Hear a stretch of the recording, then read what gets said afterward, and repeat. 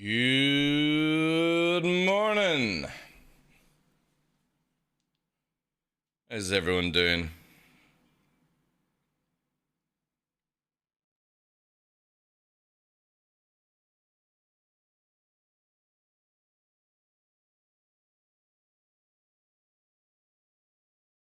Oh, good morning, Test Battle M4. Old man Johnny Morgan, what are you doing up at this time? Finarts, Blasting Me Nasty, good morning to you. Konako. Old man Johnny says, how do I like and subscribe here? I'm so confused by YouTube new interface. Take some time, Captain, it takes some time. Multiple Class 2 status updates in progress. Not sure why it says subscription above my head. Oh, it's kind of disappeared now. That was very interesting. Thank you very much, Blasty McNasty. I appreciate that, dude. Thank you very much for the 5 bomb. Misery 1, welcome in. Why did that appear, actually? Captain, oh, wow. Multiple Class 2 status updates in progress. What the fuck is this? What the absolute deuce is this? Has some alert thing changed? It just says subscription above my head. What the hell? Right, let's quickly go into this. What the fuck? No, this is not adverts. Right, it'll take we'll be a wee bit longer, guys, because I want to try and fix this. Let's go with subscription. Not meant to have any text. What the fuck?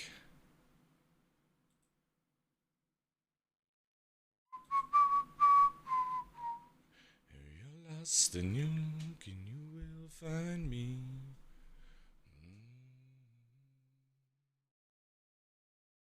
Why does that happen, guys? Does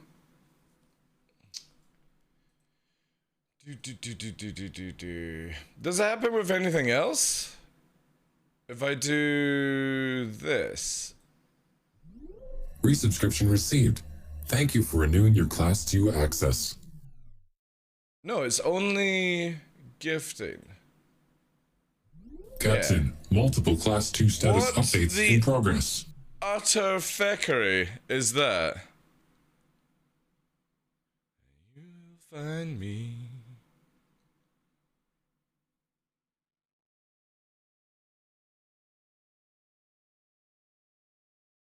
What the hell is that?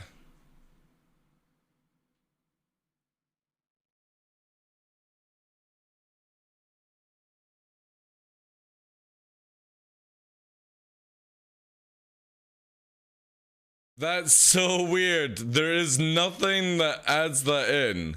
How is it doing it? Right, 1 minute. Let's see. Cough gifted to Smash the Captain, 3 days ago. Someone has gifted a Class 2 access pass. Right, so it's only with multiple gifts. Why?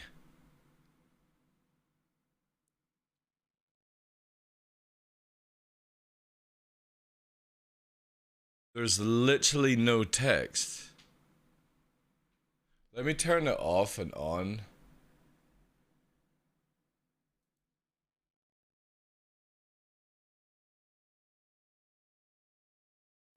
Captain, Multiple Class 2 status updates in progress. Right. So if I hide it.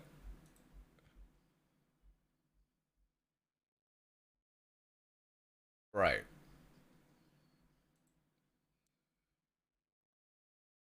What the fuck, man? What have you done, Blasty?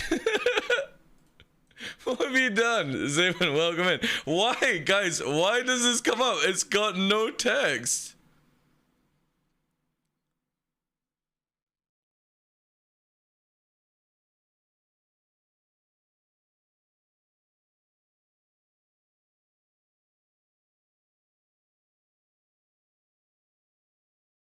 Right, let me disable it, right? Right, this is insane. This is gonna annoy me.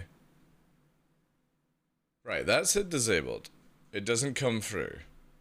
I'll put it on, save it, and I'll do it. Captain, multiple Class 2 status updates in progress. Why? But why? There's nothing, there's no reason. Moment. What happens if we do this, right? Does this make the sound but not any visuals? No. So, did you guys hear that? No, you guys didn't hear that. Okay, so that doesn't work. Danger. What about, like, right, if we eliminate a raid, right? Let's do a raid.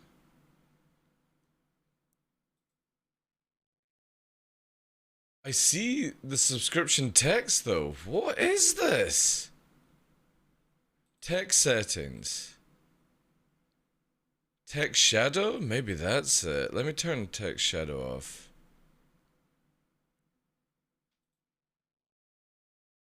Animation settings, that's turned off. Variations, let's go to multiple. Show subscriber message, no.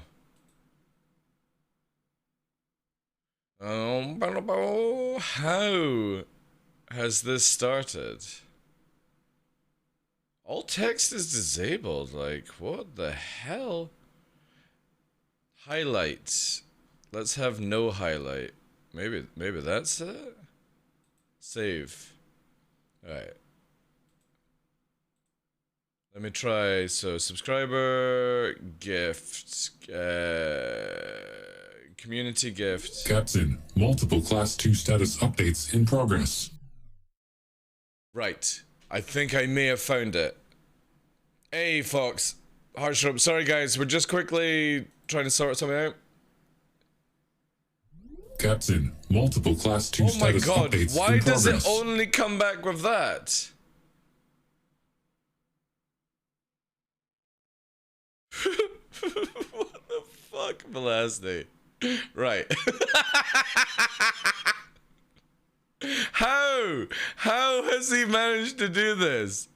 Like, it's physically impossible. There's nothing here.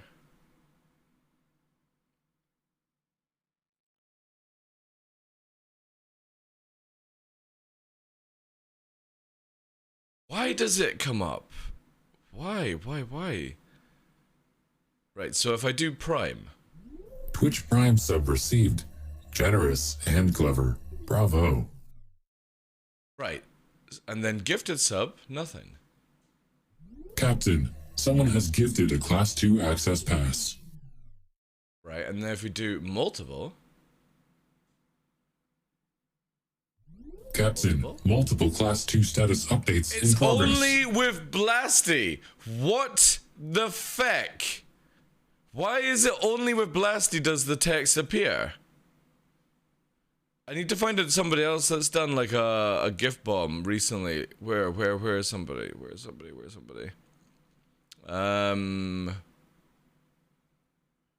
That's tier 1. Sorry guys, I have to find out how is he doing this wizardry. Right, so we got Henkin Raid there. I need somebody who gifted Uwu gifted 6 subs here. Captain, multiple Class 2 status updates Only in progress. Blasty. It only appears with Blasty's one. Oh wait, here we go. So I'm gonna press it again. Captain, look, multiple Class 2 status updates in progress. Why does it only say with Blasty there? That makes no sense to me. There's no text, but it appears for his gifted sub-bomb. There's no text anywhere in any of my files. So basically I'm going through stream elements just now and all text is disabled. But this weird random text only appears for him. What hacks have you put in, dude? Because it's worrying. It might, not to say you would, but it could just say anything.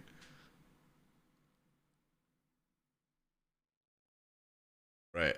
The only thing I can think of is I'm gonna have to make this like super small to achieve this. Right. So I'll make it like that, you know?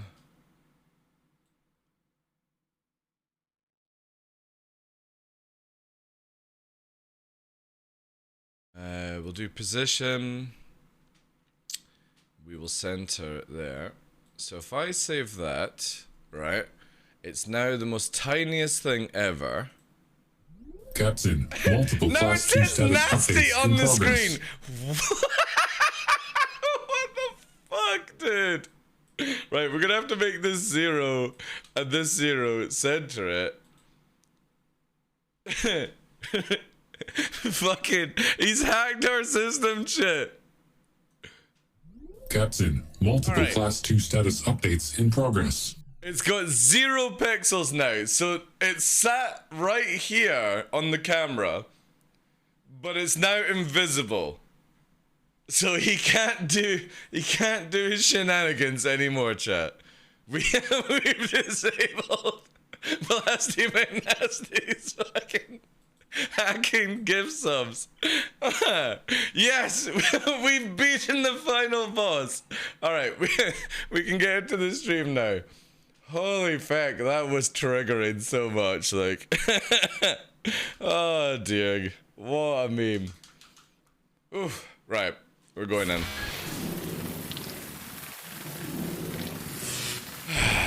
Thank goodness.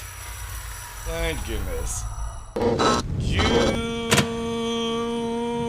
Good morning, ladies and gentlemen. I am your host, Michael the Dark Lawrence, and welcome to another episode of The Darkness here on Twitch. 9th of April, Saturday, and it's the year 22. Thank you very much for the memes at the start, Blasty. I appreciate the 5 gifted subs. F knows how you managed to do that, because no other gifted sub doing the random alert that you know you can basically trigger it to do like a random thing. It's not like a legit thing, and only your one was popping off with text. Either subscriber or your name appeared, which is really cool. Sapphire, sorry if I'm humming this. Sphere, sorry. Is it normal that I only have to download 13 gigabyte to install the game the first time? You'll get multiple patches. You'll get multiple patches, dude. So when it goes through the first part, it's going to do like another 13 gig or stuff like that. So just keep going through it. Thank you very much for the follow as well. I appreciate that. No, it'll do it a few times if I recall. It has been a long time since I've reinstalled, but yeah, it should be way more than 13 gig, dude. Nubifire, good morning to you, Chief. How you doing, sir? Right, I need to recover, guys. That was a bit crazy. But Vega 0, welcome in, Laz as well. Good day to you. Hope you're all doing well. Saturday morning. Blasty has already set my stress levels up way more with his memes. We got PTU patch. We have the wonderful Nubifier with us today. We have a video of his to actually go through with the live show, because obviously I do not watch the live show, ladies and gentlemen. I like to go to my main man Nubifier on YouTube. Quickly give a like up here.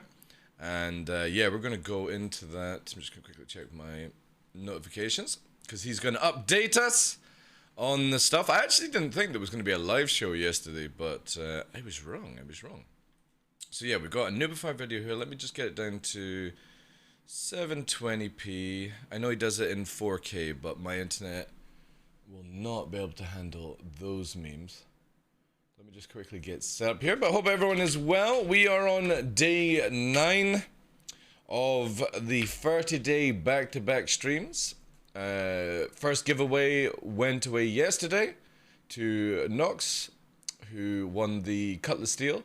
We have the next giveaway lined up for the Saber, which I actually think is probably the best one out of all of them because of the changes in atmosphere for free 17. Not really changes for atmosphere, but more the boosters and stuff do allow you to perform a lot better. So yeah. We've got that. So yeah, make sure you guys get involved in that giveaway. We still have the memes of drop frames. Twitch's end, nothing to do with me. But it's only 1% just now, so we are good on that format. We're good on that format. So yeah, time to get into some Noobfire videos. Hope everyone is well. You're having a good Saturday morning, coming up for the afternoon here in the UK. Just gonna quickly check some other notes I've got here. We still have some hit registration kind of stuff on with the PTU, but that's because they've added some other things.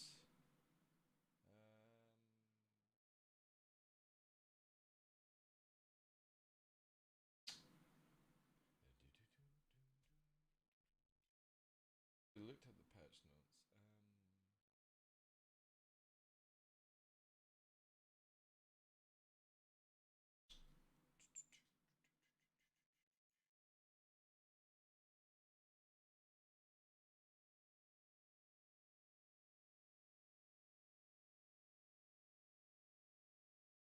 Right. Let's keep that there.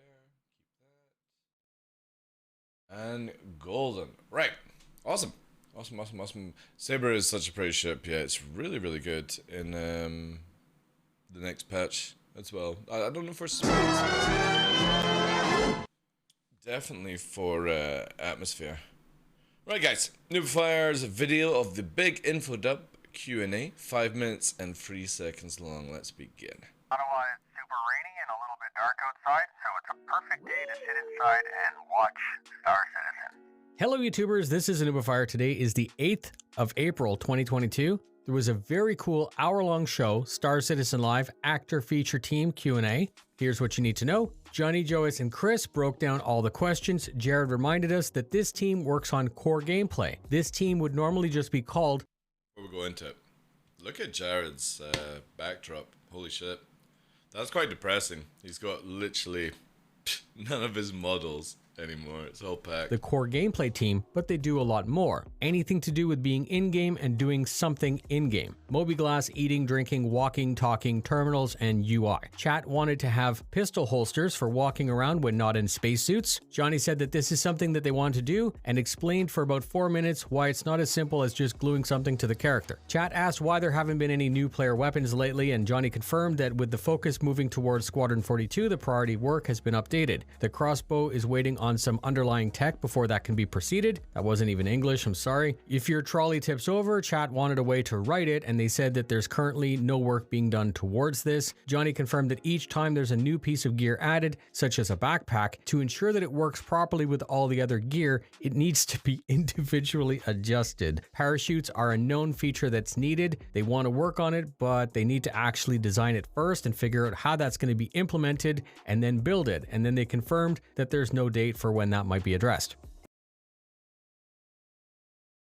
Just make it where you don't fucking die.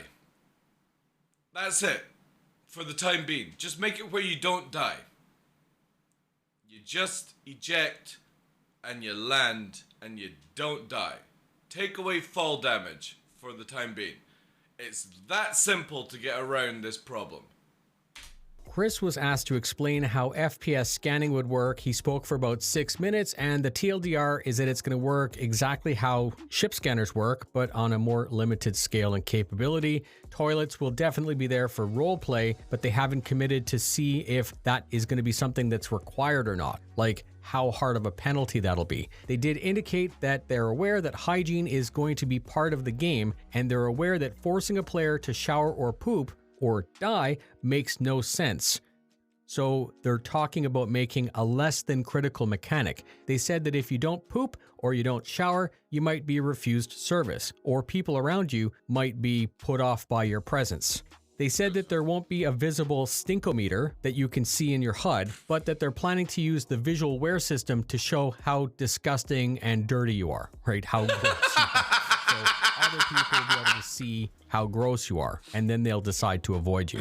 Dragging is the current system. They want to offer other options, but they confirmed that they haven't begun work and they have no idea what that might be. Chat was talking about something like a fireman carry. They're thinking about how players would restrain another for bounty. They spoke about something simple like a zap strap or a zip tie, and then something more complex. This will likely be worked on with the next iteration of the expanded body dragging. They plan to add more FPS weapon attachments, such as bipods and underbarrel options. They said that there's a lot of back-end work that would need to be done before exploring this, and then Jared asked for a grenade launcher with an underslung grenade launcher, the Super Noob Tube.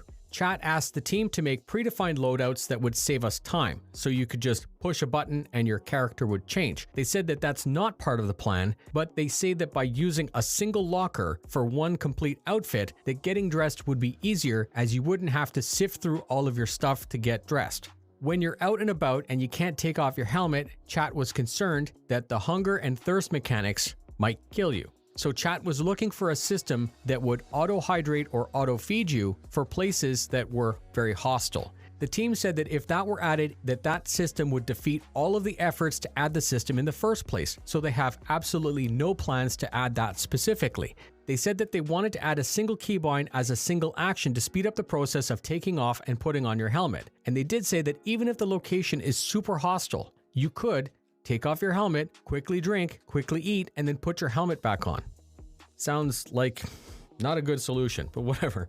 As part of zero-G push-pull, they're testing to see if there will be a decoupled system for when you're floating around in your spacesuit. They're always looking for new ways to improve weapon scopes and sights. They have no less than lethal weapons being worked on right now, and those would need to be first concepted. Chat commented that they feel that the implementation for the medical gameplay is very simplistic and rudimentary compared to the original documents, and the team indicated that they do want to spice it up in the future and make it more complicated and skill dependent. Stick with me on this one. They intend to allow the victor of a two-player space battle to fly over to the ship that they killed, scoop up parts in the repair gun, and then use that to repair their own ship with the salvage multi-tool. They confirmed that this process would patch the ship, but there would be visible signs that there was a field repair. In my opinion, unless your ship is completely inoperable, this puts you at extreme risk. You're basically leaving the security of your spaceship, your big weapon system, to go float over in your little spacesuit and yeah, anyways. They confirmed that this mechanic is not limited to only spaceships, but also to ground vehicles. And in the last minutes of the show, they spoke about all the features that they want to add to the player inventory system, but it was mostly brainstorming things that we have already heard before. And that's it. Thank you very much for spending your time with me. If you enjoy these breakdowns, please consider subscribing so I can help keep you up to date. Please consider sharing with a friend or orgmate, as that does help me a lot. Fly safe, and I'll see you in the verse. So, I get like the whole water complaint with people, but personally, it ain't difficult to prep before you go into combat, you know what I mean? Before you go into a hostile environment, it's not difficult to eat and drink beforehand, since it doesn't go down very, very fast right now. That's all I can take into consideration. The idea of them not working on parachutes, or they've not even started, after 5 years of having the PU, I feel is a little bit of an insult, personally. I take that very, very bad, actually. That they've not even bothered to look into anything for ejection, parachuting, anything like that. Which means that we are 2 or 3 years away from them ever pulling something out. This dude here, no offense, is the one that made RNG fall damage. RNG fall damage. Whoop-de-fucking-do. And character. Chat yeah, asked why there haven't been any new player weapons lately, and Johnny confirmed crossbow is weighted. That wasn't even English, I'm sorry. If your trolley tips over, chat wanted no work being done towards this. Johnny confirmed that each time there's a new piece of gear, all the other gear, it needs. Parachutes are a known feature that's needed. They want to work on it, but they need to actually design it first and figure out how. So the simplest thing, right? The simplest thing that CIG could do is we have, Burks was talking about this on his show, we have grav-lev technology in the game. That if you jump out, or like you take your grav-lev vehicle and you fly out, you basically hover and then you land, okay? CIG, the easiest way to do shoots would just be where it's built into the boots that when you jump out or something, or you eject, or you have the ability to be like Gravlev fucking boots on, you know? And this would also work towards magnetic boots, because you could build the technology to start with that has the Gravlev in it, and then build on for the magnetic boot kind of system, where you would be like Gravlev, magnetic boot. And if you're falling out of a height, you can be like Gravlev, and it just basically slows you, basically. But because maybe it takes a wee while to heat up, it wouldn't be good for like jumping off a rock or something. It's not going to do that effect, giving you that fall damage. But it is a bit of an insult that they've not even started, or they have no idea what to do for parachutes, and we are 5 years, probably more now, 6 years, since we actually got into the universe and we've had ejection on planet side. And that's a little worrying, to be honest. How that's going to be implemented and then build it. And then they confirmed that there's no date for when that might be addressed. No date that they have even planned to address this shit. So pooping is more important to them than ejection. And safety. You know what I mean? That's worrying, to be honest. They need to design it first. Again, they don't need to make a fucking hang glider like from Fortnite or anything like that. They just need it to where we have some sort of system. Make it be where if you climb into a pilot seat, you know, Nubifier, like they could just literally make a backpack that you have to have the backpack on, and it's a one-time use, right? So the moment that you use it, it disappears or it falls off you and you can't put it back on.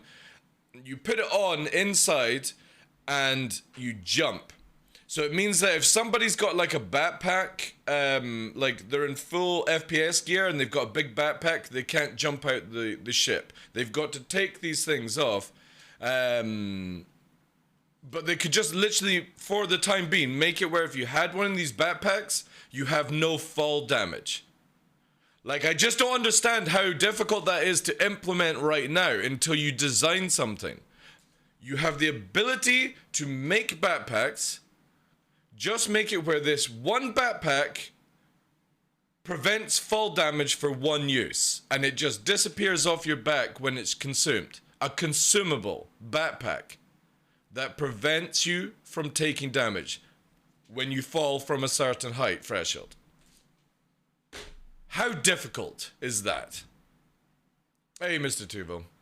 They told us a couple of years that they want to have non-lethal weapons. Since then, they've concepted and released the Electron guns and concepted a whole bunch of FPI weapons, rebounds. I know, it just seems that their priorities are not in the right place, I feel. You know? Pooping really shouldn't be on anyone's give a shit list just now. Mordor's, good day to you. But, I mean, parachutes is... It's so triggering for me that they've not even bothered to start with parachutes. Or they have no idea of what to do to design it. And the simplest thing is, like I've said, we have backpacks now in the game. We have the ability, they've got it where they can change fall damages through certain mechanics because it's now RNG'd. So all you have to do, CIG, is make a backpack that looks very small. It's meant to be a parachute or a safety equipment, and for the time being, it just prevents you from taking fall damage. Cook it up in a week. Get somebody in the art team to make a backpack. One backpack, that's it, and there you go. You know? That's it. Super, super simple. With regards to food in hostile environments, the sentiment I'm aware of is less auto food and auto water and more substance pens in case you maybe... Yeah, exactly. Like, I don't really care about the hostile environment, food and water kind of thing, because again, if I was going to go into a hostile environment, I would make sure my character is fully watered and ate before I needed to go into such a situation. You know what I mean? I just generally like you can move around for hours in game, real life time, without having to eat or drink. Like, what are people doing that requires them to be in a hostile environment? Are they lying down in toxic waste and they can't take their helmet off for 9 days straight, real life? I mean, it just seems so stupid that that's even a consideration just now. Like, you just don't run out of food and water. Fiber management, yeah. Like, we can watch Superman, Scully, and Luke Skywalker poop. Perhaps we need to wait for them to finish up before the mission starts. About the free seashells, yeah. Again, it's so strange that these things are not even a consideration or a design. And I've literally given you something that you could design within 2 weeks. You could ask one of the art team or the guys to basically take, you know, the smallest backpack we've got, right? So they don't even need to make another actual model. You just make it where there's a small backpack that acts as a one-time use, can't take fall damage from a certain height. You can't have weapons strapped to it, and you can't put items in it. All it is a one-time use, fall from a certain threshold, you don't take any fall damage. So you would wear it as a pilot, and if you were jumping out of a dropship, you would wear it. So you've got your personal weapon, shoulder mounted, whatever, but there's no weapon strapped to the backpack itself. And when you land, it just disappears. There's the mechanic already added to the game within a week. And you don't have to ask somebody to build a new asset, you just need to take one, copy it, and just change some parameters and make it disappear. One-time use. Then people use it as a consumable. And then in the future, when they actually know what they're going to do, they build upon the actual system. But this would give us all that we need just now, and it does not require much effort and time. And these monkeys can't even work this one out, or it's not even on their registered list. They're more interested in pooping than making something that we really need in the game. Really need. Because I'm sick and tired of not ejecting in my ship because I'm going to die anyway. I might as well crash into the ground. Yeah, but I'm talking about also allowing for people to jump out of dropships, you know, and parachute in, DeMarco. You know what I mean? So again, just using a consumable backpack that has a one-time use, and it makes it where you don't take any fall damage for that one-time use. Make it where, you know, a certain, because this guy has developed RNG fall damage, which means that they can actually set a parameter to when you actually require it, and make it where it disappears the moment it's used. A consumable backpack. That's all we need. I don't need to actually see a parachute. I don't need to fly around, you know, David, what's his name? David Hasselhoff. I don't need to fly around in a leather jacket. I just want to be able to actually do the ejection mechanic or jump out of a ship that's crashing and not die. To actually have that, guys, I need a pickup scenario. And I just don't think that's very difficult to add. I really don't.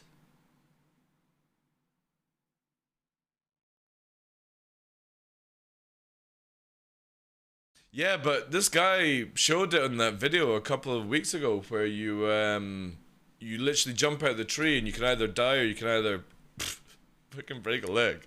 So I don't know what his idea is. But again, my biggest concern with this one is that they've not even bothered. Proceeded. That wasn't even English, I'm sorry. And they said towards this, Johnny confirmed that each time there's a new piece of gear added, such as a backpack, to ensure that it works properly with all the other gear, it needs to be individually adjusted. Parachute. So again, don't make a brand new backpack, CIG. Take the smallest backpack you've got in the game, make it where you can't fill it, and it's a consumable.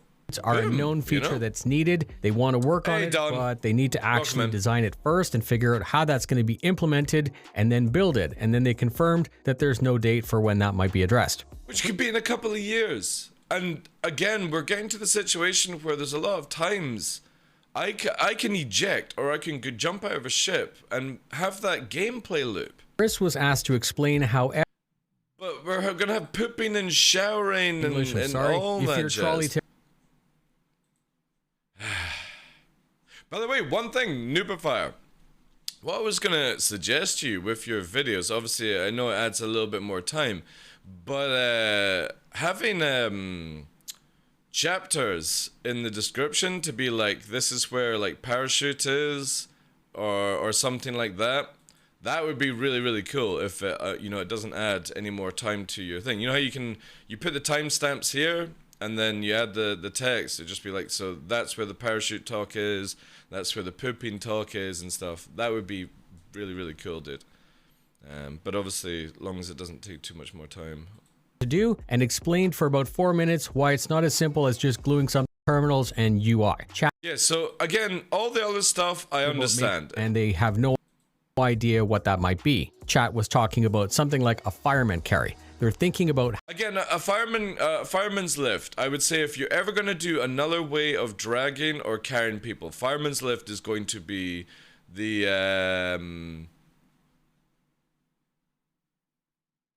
yeah, I'm only talking about the short ones that maybe don't have it and stuff like that. You know, I think I would it would be a list that would be useless as scrubbing through. All right, okay, dude, fair enough. The fireman lift definitely would be the best one. How players would restrain another for bounty. They spoke about something simple like a zap strap or a zip tie, and then something more complex. This will likely be worked on with the next iteration of the expanded body dragging. They plan to add more FPS weapon attachments such as bipods and underbarrel options. They said that there's a lot of back-end. See, the thing is though, when they actually talk about the fact that they want to do these things, we have to take into consideration that a bipod, an underslung launcher, smoke grenades is like 2-3 years away before we ever see it, sadly. Because the idea, again, we're going to come back to the meme where they're more pushing towards hygiene and pooping than actual useful items in the game, useful tools. And work that would need to be done before exploring this, and then Jared asked for specifically. They said that they wanted to add a single keybind as a single action to speed up the process of taking off and putting on your helmet. And they did say that even if the location... If we're doing this, right? If you're going to the hassle of making a keybind that animates you take your helmet off, drag water out, drink it, eat it, put your helmet back on, why don't we just have a food and a fucking water pen that you just pump into your leg? If we're going to the extent of making everything automatic, just make food pens and water pens. And just have it where we inject ourselves through our suits. What's the fucking point of a button to do everything? You know, just go into your backpack, take a fucking pen, jab it into your dick, and you fed yourself, you know? It just seems, oh, so stupid. It just seems a waste of time. If you're gonna go through the whole hassle of you have to take off your helmet to drink, you know? Just make it into pen format or pills, you know? Then why have it all? The whole system... Yeah, I would agree, Hexoff, it is, you know? But here's the thing, right? Tarkov. I don't play Tarkov, but I watch a lot of Tarkov streamers, and they're wearing a full fucking, you know, riot helmet, and they're popping pills and fucking chugging it down, and they got a full helmet on. Why can't we just magically drink through the helmet? Who cares? You know? Who cares? Why didn't you design all helmets to have a visor or something like that? It's just so pointless, man. But whatever. As part of zero-G push-pull, they're testing to see if there will be a decoupled system for when you're floating around in your spacesuit. They're always looking for new ways to improve weapon scopes and sights. We used to have a decouple system. Where did it go? Did they just fucking take all the stuff that was good in the previous game? Or previous patches and just literally copy all and delete We used to have the ability to decouple in EVA. They're always looking for new ways to improve weapon scopes and sights. They have no less than lethal weapons being worked on right now, and those would need to be first concepted. Chat commented that they feel that the implementation for the medical gameplay is very simplistic and rudimentary compared to the original documents, and the team indicated, yeah, we'll come back in 5 years when apparently they've got the time to actually implement tier 2 or 3 or 4 that they do of want to medical. spice it up in the Because that's about your future wait time. and make it more complicated and skill dependent. Stick with me on this one. They intend to allow the victor of a two-player space battle, I like this one where you get it back.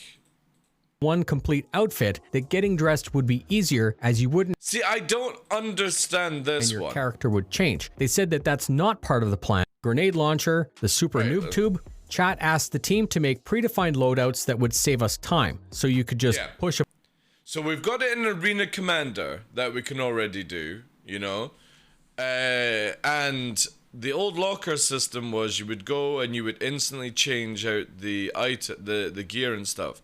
So why, when we had this a long time ago, if anyone doesn't remember, you used to go to a locker and it would change you into your civilian clothing. You go into a locker, it changed you into your armor, right? And then they had it where if you changed your undersuit, it would pre-armor what that undersuit had. We used to have this in the game, by the way, where if you changed undersuit and then changed your armor, you could go from light armor to heavy armor by just changing the undersuit. Now, I'm not wanting to do that on the fly, but couldn't you just go to the locker and be like, right, this undersuit had all this armor attached beforehand, now it comes back on that way. And that's how you would do predefined suits.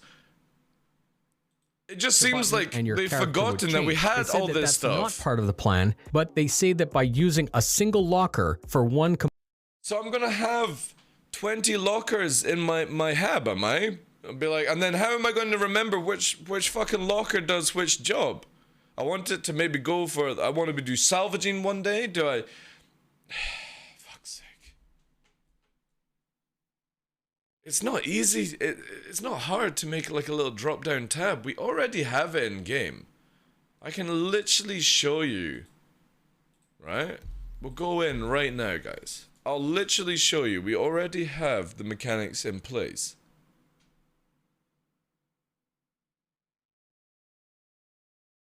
They want the A system from Armor Free. I don't know what the A system is. They can make another gun that shoots magic light from it? Yeah.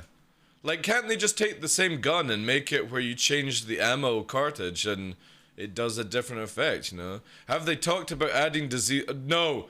No. No. Don't even type that in my chat.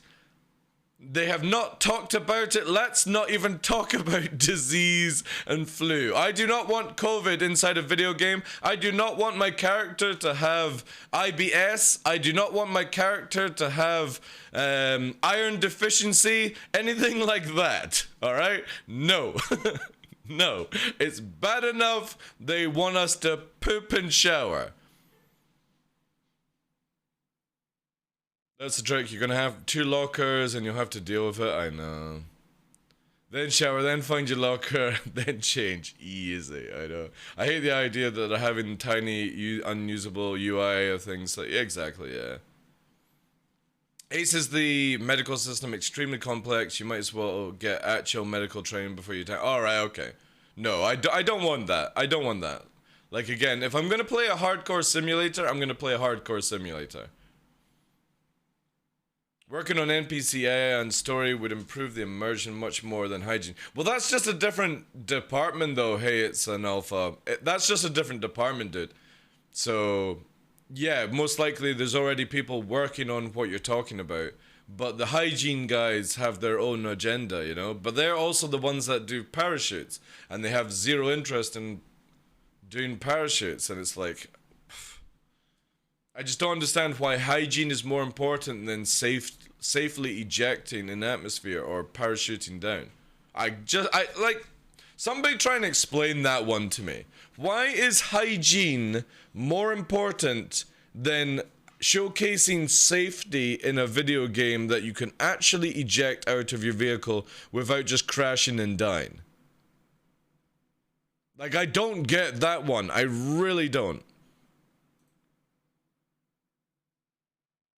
Maybe they could just add one really bad disease like cancer and make it... Yeah, they could, yeah. I don't know. I think when you start going into this kind of area, you might as well go and play Scum or DayZ or something like that. Hey, Dragon Boy, welcome in. Give merch, man. Makes sense. Even the players don't have proper hygiene. Yeah, exactly. Like, again, there's nobody that can convince me why hygiene is more important than safety of leaving a vehicle that is about to crash and you're about to die. I just don't get that one personally. Like, I can understand pushing back bipods and stuff like that.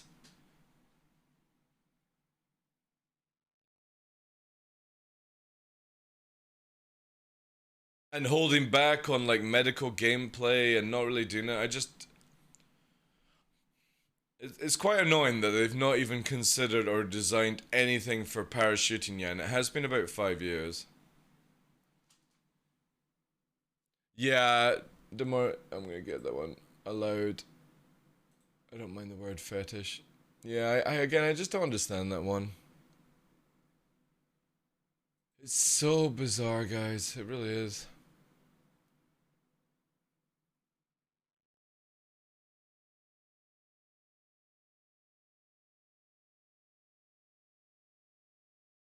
Crazy biscuits. Anyway, appreciate all the follows, guys, and the video notifier. But, yeah, that's a bit annoying. Is PTU screwed? Do I need to delete my account to make this work again?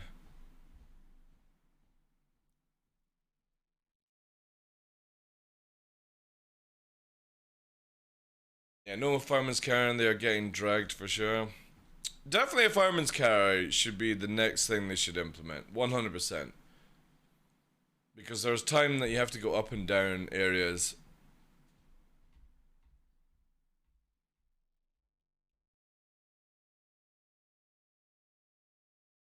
Welcome in, guys. Hope you're having a great Saturday.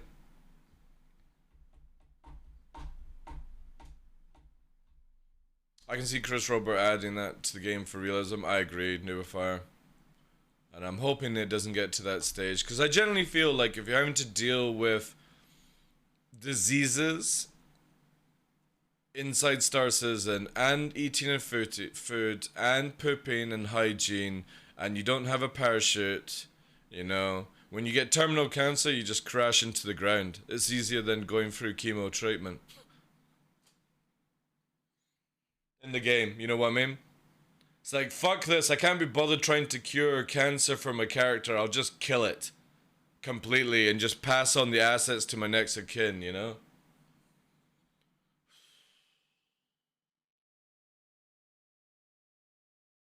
Like, I want Star Citizen to be a fun game, I want it to have engaging things to do, I don't want it to be a job, you know? Like, oh, this NPC isn't going to interact with you because apparently you've got poop in your pants. It's like, how? But we're not going to make a system that tells you you're just going to look like stink. Well, if that's the case, then you're going to have to make it where we can see ourselves in mirrors because not all of us go into third person to make screenshots, you know? The way they implement cloning, you cancer will oh god, no. You clone yourself the moment you've got cancer and all your clones are fucked. No. No. Fuck's sake.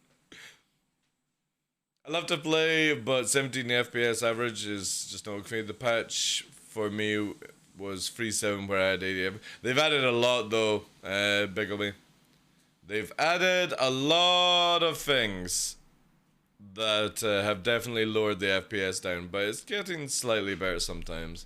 They don't need to waste time on that, really. They really don't, I know. Permadeath loop. Stuck in hospital forever, need to buy a whole new kind to fix. That's their ploy, Mayface. That's their ploy. Is it difficult to spawn in the game, guys? for Free 7? Does anyone know?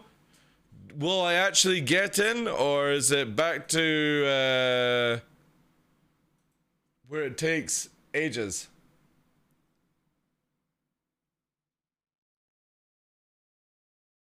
Does anybody know? Does anybody know?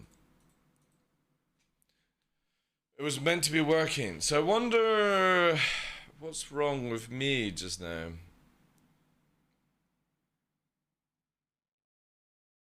I might close it down. My entities might be stuck, yeah. I'm kind of waiting to see, because it is moving, but we've got something about owner removed, forced attaching item, corpse player, stream started, some nonsense, so I'll give it a couple more minutes and then I'll restart it. Starting to sound more and more like a game called Scum. That's what I was saying, Chuck Hardwood. Like, if I wanted those mechanics, I would just go and play Scum, you know? And you got, like, IBS and bacteria and all that jazz. Oh! I think it's actually because the server's verticate. Yeah, I think the server just verticate. Yeah. So I think... Yeah, it verticate. We'll try again. Let's see. Couldn't find override spawn. Couldn't find override spawn location with name. Game mode created. Let's see if it goes through the process now. It could just be a verticate actual server when I joined it. Infinite loading screens was listed as possible problems with the new streaming method they're trying. Alright, thank you, I appreciate that. Maybe they took some old Pentium comps as logos. It kind of feels like that these days. Bad sweet. It's like, oh, here we go. Physics, severe performance warning. Changing transform of static physical entity. Alright. I'm apparently an atom and I'm reforming myself. I've gone through a teleporter. Dustin, good day, cheat. My favorite part is how Sig admits that the elevators everywhere are tending to slow you down. Like, we don't have enough slowing down already. I still, like, for me, there we go.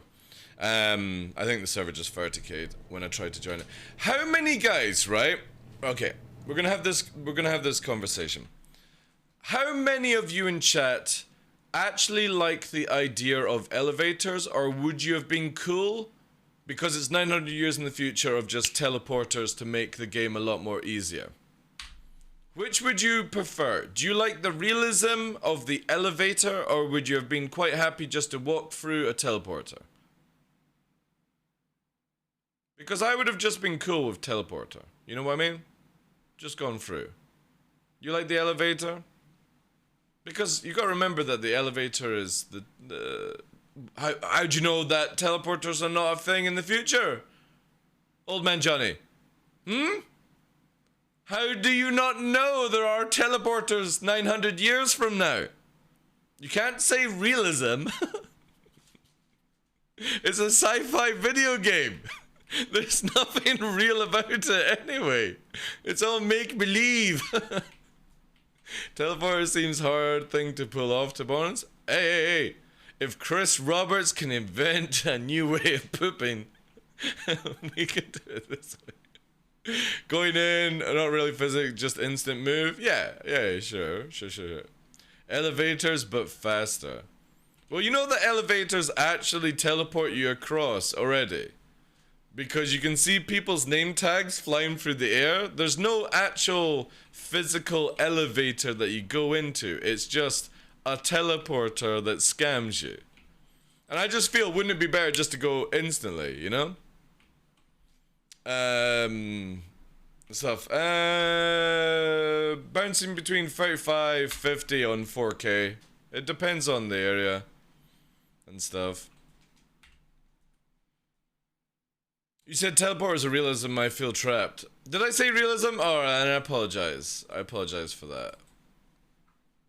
I don't mean like for me, the elevators I feel should be realistic elevators. They go up and down. But you know what I'm talking about? The truck stop ones that teleport you through space to get to the actual hangars. They don't go around they don't go up in the space station and then they go around, you know? They cut across and you see people's name tags flying through the air. So I just feel like if you're doing that process, right? Now hear me out on this. If you're doing the process already of slowly going through the air, and we're talking about truck stops, right? You see it, where if you're in a party with somebody, their name tags flies across as they go to the hangar, right? Couldn't they just make it where you go into the lift and then it opens up and you're already there? You're just teleported. You know what I'm saying? You go into the elevator, boom, boom, boom, boom, boom, and then it opens and you're in your hangar. You don't see people's name tags flying across the sky. Because that really ruins the immersion to me, and I would just prefer it if you were walking through a teleporter instead.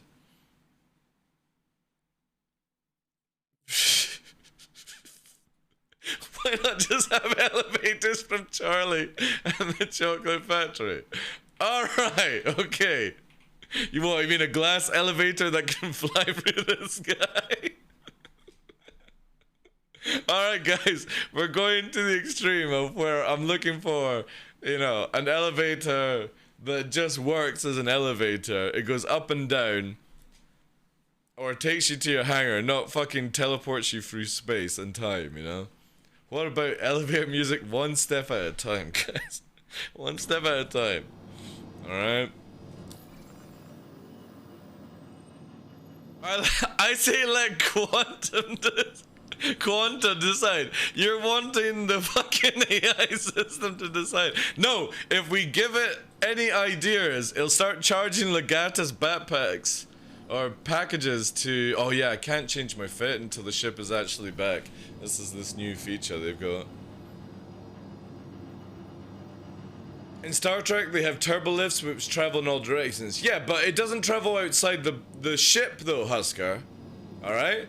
Again, I'm all up for futuristic lifts that go in any direction, Husker. I just don't want to, like, you go into the lift in a truck stop, right? So say you've got the ring truck stops, right? The ring one, and you're in the center column, and you go into the elevator, and if you're partied with somebody and you're outside, you see them flying across the outside space, invisible in their elevator, and they land in their hangar, right? That's what triggers me. I don't mind that an elevator goes up, but I want it to go up in the station and then go around the ring. I don't want it to travel across there, because if you're doing that shit already in the game, just make it where the elevator teleports. You know? Then that would be cool. No, you're not moving through a track. You're teleporting through the space station and out into space into your hangar, Johnny. It's fucked up. So again, if you're already faking it, just make it where the elevator teleports, or you teleport, or until you can actually make it follow a proper track that's logical. I don't mind that it goes through the space station and you don't see it. I don't care about that. It's the fact that you know people are flying through space invisible to get to their hangar. That's what annoys me. Welcome. Because it takes away the immersion when you see it. Again, go to a truck stop, get somebody to go to a hangar, and you are sitting outside in your ship and watch their name teleport through space, invisible, to go to the hangar. Because it's faked. The elevator actually moves out of the station, flies through the game, and into a location. It's so fucked. Vehicle selected. No, they don't follow a track. Literally, again, any of you guys can go. Go to Lorville and any of the major truck stops that have a big ring. And the big ring for the hangars, basically. And the center column. They'll go into the lift in the center column, make sure you're partied, and make sure you are outside in your ship. Watch them get into the elevator, and the elevator will go through the side of the station, fly across space to where the hangar is, and they're invisible, but their name tag will fly across.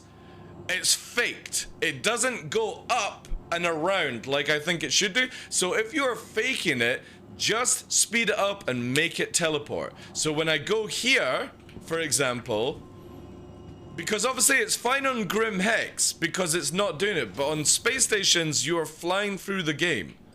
Invisible.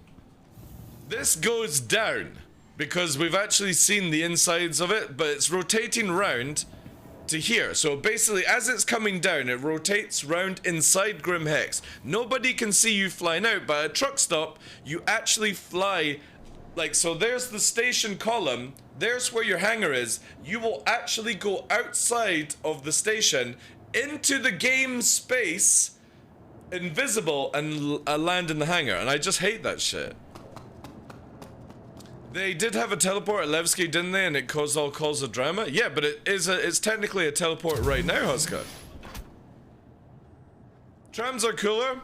Yeah, again, I think they could do a little bit more than just the random teleportation takes your time kind of situation, you know? Oh, I'm missing guns. I never did my ship. Sorry, guys.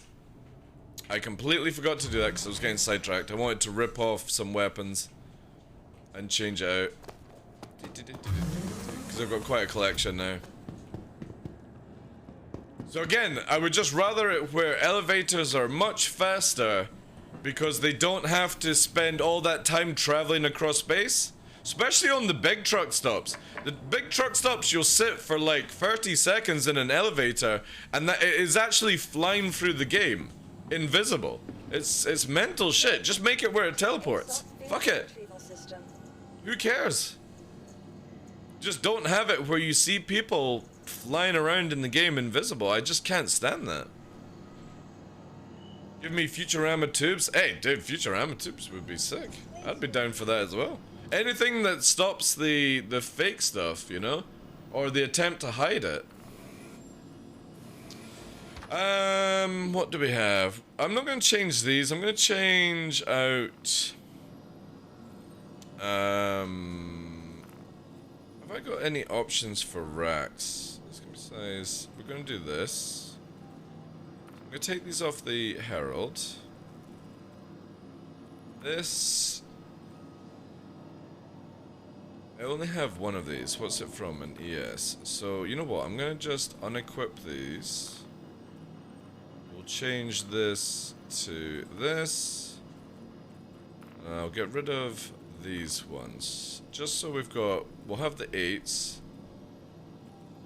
Do I have any other options? Is it just the task force that we've got? Oh wait, I'm going to have to actually get rid of all of them. See what we have. Arrows, pioneers. We've got 8. We'll do pioneers actually. Take them off the Gladius. This will give me a little bit more options to play with. Take these off. If it goes, there it goes. This will give me the... Again, I don't know why they made it where... You only see the primary one. This whole system definitely needs, like, I would love to be able to just click on and be like add to all kind of thing. Right, so what do we got here? We've got this. I'll go with these. I'll take off the Herald again. There we go, and let's go with Panthers. I'll take it off the Cutlass Steel, because I don't actually have the Cutlass Steel anymore, because Nox won it. So, since I've not wiped my account yet, we have the ability to strip components off it. Oh no, there. Yeah, so Panthers, we're good there. We don't have any skins. Do we have anything fancy here? Buccaneer, take that off. Do I have any better quantum drives? Expedition. I'll use the Expedition. It's decent enough.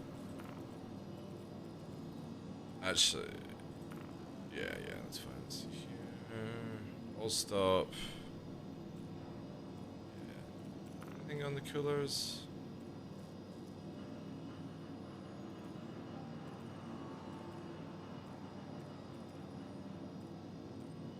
Yeah, just do that. That'll do.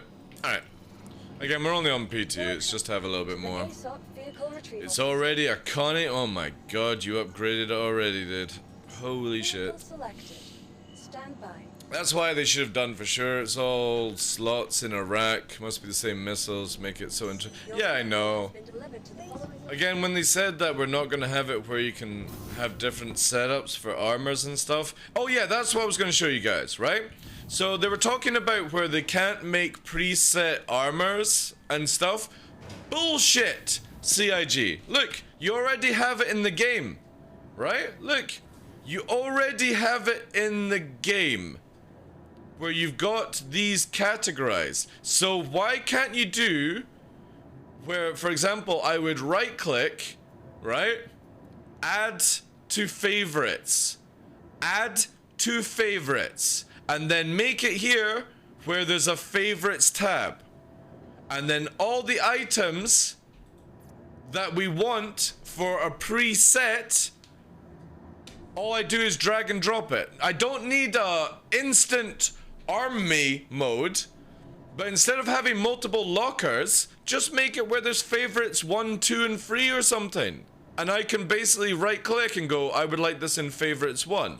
And I just go to favorites tab, and there's all the gear. I don't need to then go through all my armors and stuff if I had loads of armors, you know what I mean? It's so simple, you literally have it already, and the clowns at CIG are like, oh no, we're not gonna implement it. You could do it in a fucking day! All you have to do is add a favorites option. That's it! How hard? Fucking mental. It annoys me when they say these things like, oh, we have no idea, we don't have to. You can do it already! You literally have the ability to right click and do things already in game. Just make it like, oh god. Anyway, I'm not getting triggered on it. I'm already at that stage. So annoying. The basics of this game are already made, and they're like, we need to try and make a wheel into a square to try and make it work. And it's like, you already have the system. They don't want to have any quality of life for this infantry system that we're annoyed and frustrated enough to have. Yeah, exactly. They don't have stack haul, and they don't have the ability to favorite stuff. Again, I'm not looking for going to a locker or a ship and pressing a drop down and I just like, it's morphin time, fucking full FPS rocket launcher gear, and you fucking transform into a fucking Power Ranger. I don't need that shit, CIG, because that's what they're fucking thinking about.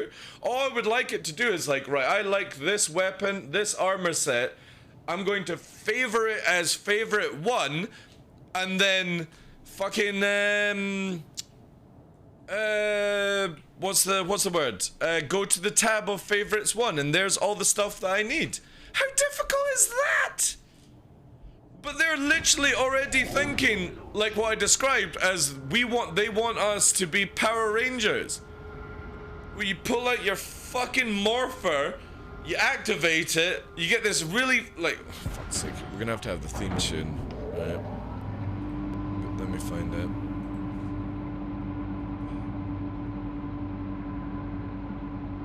Alright.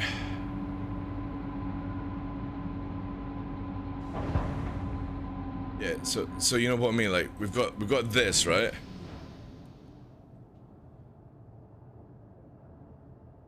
So fucking Chris Roberts is walking down his fucking hallway. He sees FPSers turning up. They've got their guns and he's like fucking transforming Chris Roberts into a Power Ranger with a fucking railgun mounted on each shoulder. You know? That's what's probably going through their fucking head right now.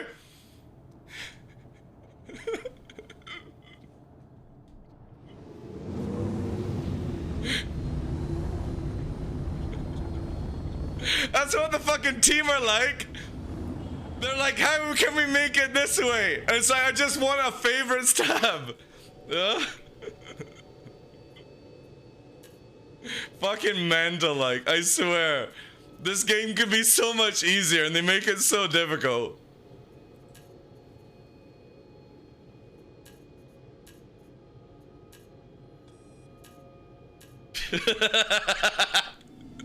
I actually wouldn't mind seeing a Chris Roberts Power Ranger movie now.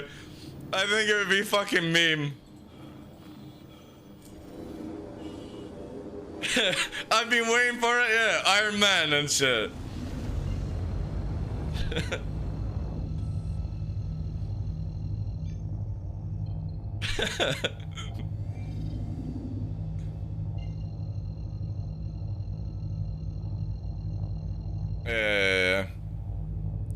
We need Chris Roberts as a Pink Ranger. Oh my god. Weapons offline. Oh, apparently my weapons are offline. This is interesting. Why are my weapon systems offline? What's going on now?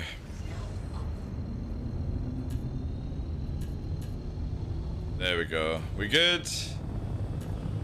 So when you change out weapons in your ship, watch out, because they seem to be powered off. Which is nice. Interesting. Not sure if any of these are actually bugs or they're meant to be added in. What do we have? Oh man, we're actually completely spun round.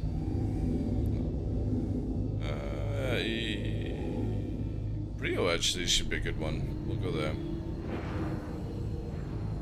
I'm a little bit close as well. To the pedals. Slightly back. There we go. Slightly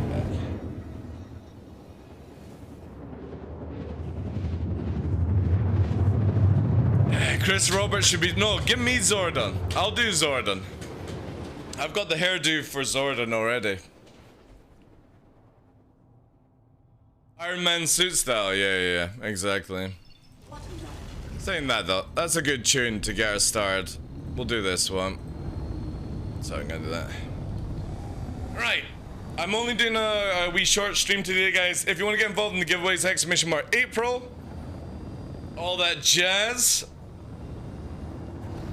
But yeah, just a quick cruise today because I've got some stuff I need to do around the house. Oh, and tracking's not working. Great. Let me try this turn it off nonsense and see if it works. That will annoy me. Let's see if it works now.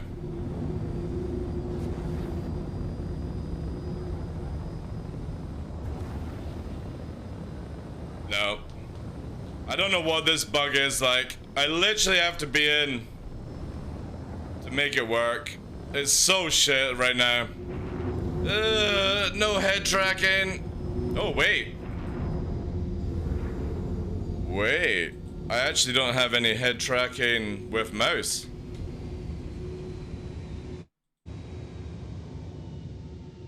Do I have mouse? I have mouse. Ooh. I can move there. Oh, now I can move. Some weird shit going on, like... Again, I don't know why this keeps happening, but... Meh. Actually, you know what? It's gonna annoy me too much. We're gonna have to do it this way, guys. I do apologize, but for some reason, the Toby does not work until I've actually been in the game once. And then, yeah. Then it just magically works again for some reason. You got that bug with the other day with Toby? Yeah. You had to flip a setting in the menu to get my Toby working? So you guys are getting it as well? Because I'm getting it in live. And like I was reporting it to Toby, it's definitely since they've done an update to the patch. For me, I have to start Star Citizen and close it down again, and then it just magically works again, for some reason. It's so bizarre right now. You're not getting in live? I am. I'm getting in live. PTU and live, I should say. But it's weird, I have to literally launch the game and close it down again, and then it just magically works. Don't have to change any settings. Obviously, I've forgotten to do that before we got into it, which is really annoying.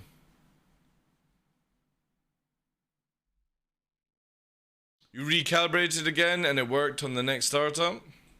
What, startup of the game? You close the game down, because my bug is the moment you close the game down it works. So I've literally just killed the game. You'll see here in a second. I'll go to Arena Commander, because this is what I should have done before I started the stream up, and I completely forgot that I have to do this just now. And now it should work because I've and it's only whenever I reboot the PC. It's the most bizarre thing. So here. Oh no, it's not working now. It's complete. See, look at it. That's me turning Toby on, turning off. And I've got the ability to turn it off and then move the mouse. Now, what did you say? You recalibrated it. I wonder if recalibrating it in game will sort it. So did you do setup or did you do improve? It is a Toby thing. I've told them that it's fucked, and they don't believe me. Because you can see it working there.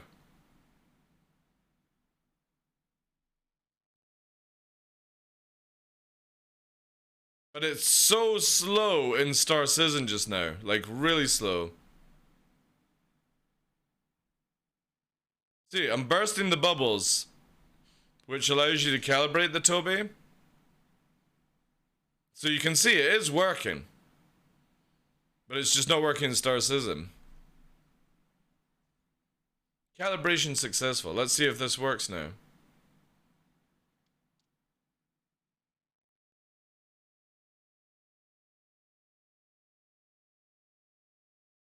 We can turn gaze on. This takes ages to go through, but you can see, look, there's the tracker working, right? Turn it off. Nothing. Absolutely fucking nothing, like. So again, what we'll do is we'll close the game down. Kill this. And this is what's happening in live for me as well. And then I restarted and it suddenly worked again. Restarted. Did you turn the device on and off, Vega? Was that what you were trying? Or are you talking about did you reinstall, restart Star Citizen?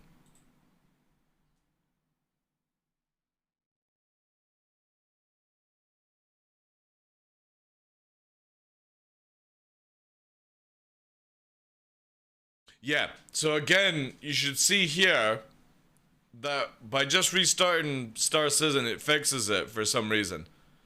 It's almost like, I don't know, you've got to boot the game up, you've got to test it out, and then you've got to reset it to make Toby work just now. And I get this in live and PTU.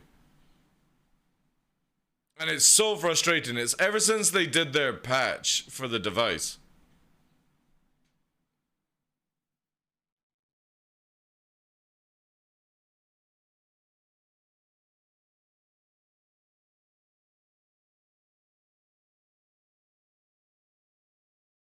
I just don't have the time to work with them like in a support ticket and stuff and do testing to figure this one out.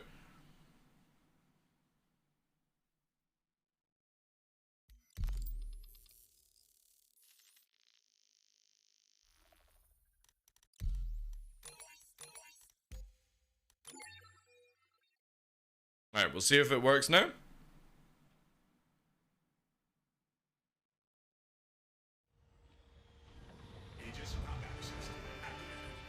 See what I mean? It's fucking... You what? Why do you have to go into the game, test it, make sure it doesn't work, restart the game, and it just fucking works again? Like, somebody tell me what the hell that is. Because there we go, we've got full head tracking now. Why does restarting the game make it work? I don't get it, but you have to go in and test it first? It's so bizarre. No, it happened when they updated Toby. Vega for me. The moment they updated Toby itself, it's started to do this in live and stuff like that. Because when I left Star Citizen 60 days ago kind of thing, it was all working beautifully. Then when I come back to Star Citizen, they release a brand new patch for Toby, and it's fucking memed. Well, don't update your Toby. I really wish I hadn't updated my Toby. I wish I could roll back, actually. Ever since I did the recalibrate, it worked fine. Since for me, it's not. Every day I have to do this nonsense. Every single day I have to load up the game, go into Arena Commander, test it, show that it doesn't work, close it down, restart the game, and then it works again. So I need to do that before I ever start streaming, and it's a lot of hassle, like. And they're like, oh, put in a support ticket so we can look for all the logs and stuff. No, just roll back whatever you've fucking done, you know. Your revised vision, oh sorry, your vision, let me have a look here. I'm on, where does it say again here? 1.6, yeah. So you're on the previous model. I need to try and find 1.5, yeah. The problem is, I don't know if it'll affect my ghost, you know. But I need to try that. I need to try and find an older version. Because I'm on the updated one and it really, really annoys me that I have to go through this nonsense every day. I haven't updated mine, so not getting this, but we're toggling it off and on in game, do as a workaround. That's what I've been trying to do, my arch. I've literally been trying to do that, toggling it on and off. I've even gone into the settings and disabled Toby altogether. You know, where you go to actually select your tracking? Yeah. It updated it manually because I had it through Windows Store or Microsoft Store.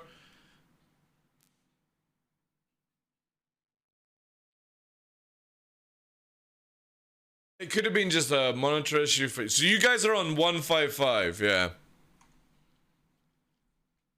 I need to try and find a previous release then. It was like a week ago or something glitch.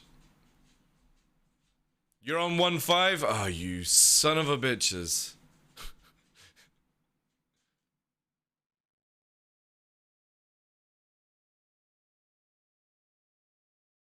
Anyone still got their 1.5.5 installer that they could send to me?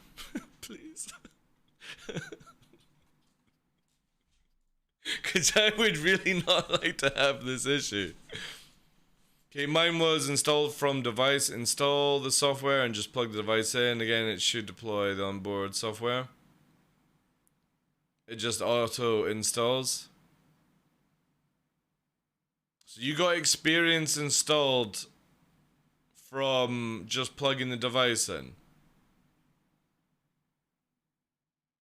I'll try that. I'll try that today then, guys. Yeah. At least now I know that if I get back to 1.55, I should be good.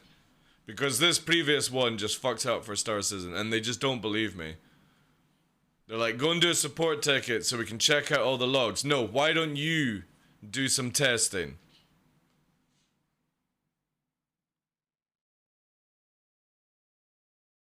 I never downloaded anything. Yeah. I'll need to try and find a previous version, because again, mine was through Windows Store.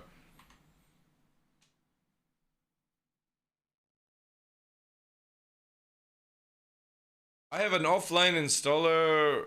What's yeah, I'll search for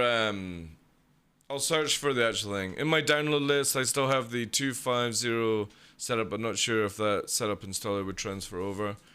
I'll just look for 1.5. It'll be somewhere on the internet. I'll be able to get it. I think when you plug it into your PC, we'll check. I'll try that. I'll literally uninstall everything and just plug the device in and see what happens when it loads. Ah, sorry, old man Johnny. I think you're trying to do some shenanigans with that shit. You've got full stops in wrong areas. I think so you're trying to post out links because you're not a subscriber. Kind of like rolling back the OBS version. It should be out there. Yeah, exactly. Yeah.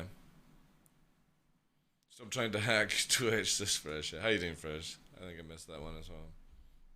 Vez, welcome in, Chief. Welcome in, guys. Sorry, we were about to get into some flight, but again, god damn it. Yeah, thank you very much for typing that out, Johnny. I appreciate that, dude. I see that on Gilded. Because I've got this thing with Toby next week, and I literally can't be bothered with this nonsense. So I will uninstall Toby later on today. And see if Ghost works tomorrow's stream and stuff like that. I mean, it's not a big deal to load up the game and go into Arena Commander and then close the game down. It's not that much of a hassle. It's just obviously because I've forgotten to do it, and that's quite easy to forget these things. We're now sat at fucking, you know. Yeah, thank you, Johnny. I appreciate that. I think we're on another Foodboard server. I like how it says Iron Man, you know. So we're gonna just. I can't even type. It's completely locked up. I think that's a 30k server going on the go. Let me just close the launcher, and we'll start again.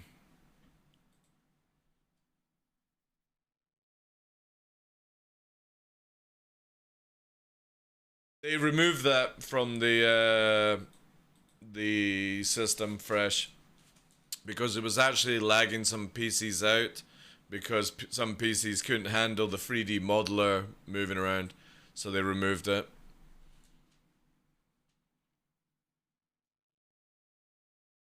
Taking the puppers out? Enjoy the walk, dude. Enjoy the walk. But at least I know what you guys are using. If I can find 1.55, awesome. Because 165, what I'm on, is just a no-go right now for me. It is a no-go. It was so cool, yeah. All they had to do was just make a like, I just generally don't understand why companies just can't make more disable buttons these days, you know? My PC ran it fine. If somebody's PC is fucking up with it, just make it where you can disable it. Hey, Crazy Hippie. Welcome in. It's like all these alerts that go off and, like I was posting on Ondo's post about, I would like it where, you know how on the dash of ships, it tells you you're about to have a collision alert, but then it writes it in text in front of your crosshair? Just let me... Right, I'm gonna go here just to make sure, because I'm paranoid about Toby. Just make it where you can disable these texts. How difficult is it to make a thing? Man, I swear to God, PTU is draining my internet like crazy, man. There we go, so that works. PTU is no joke how much data they siphon off you. Because every time I load into any of their servers, I watch my stream redline. Because Twitch literally can't handle chugged up bitrate.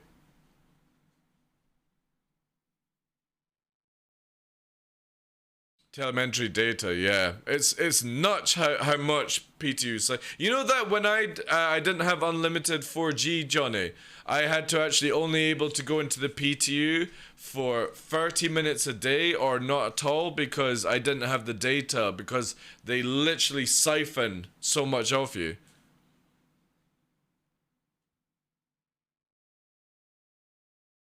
Yeah. It does add a lot onto people's stuff, so...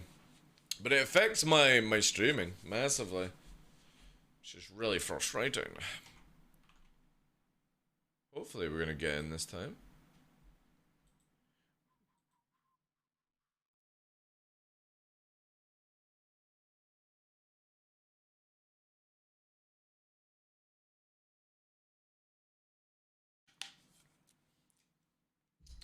Right, we're in. Beautiful. Let's test that. Right, we're good. Such a hassle.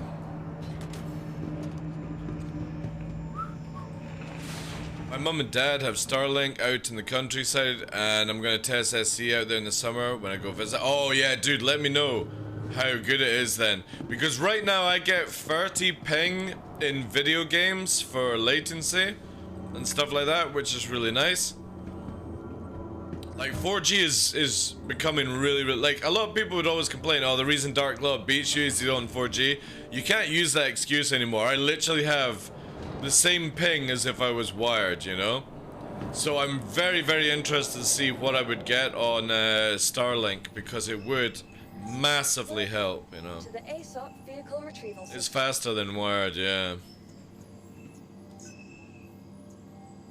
People always used to use that excuse. Oh, the only reason DarkLaw beats you is because he's on 4G. Nothing to do with that. Thank you. I have better ping than most people. 2 minutes on that one. Please visit us again. You want to move rural? I love it, dude. Like it's the hardest thing to choose. Great internet or live rural. And if Starlink works, that means I get to live rural, out in the countryside, clean air. You get to see all the stars and nebulas at night, Borealis, all that jazz. And good internet, you know? Best of both worlds, I feel. Sweet pipe, yeah. I think for me, they said that 1 Starlink's in the area, it'll be 100 down, 100 up, and that's perfect for me. I'm generally somebody, I would love to be able to download a video game in 10 minutes or 10 seconds like Noobifier can do. But I also like the fact that I'm not around other people and I've yet to have COVID in 2+ years. Because just clean fucking air, clean people.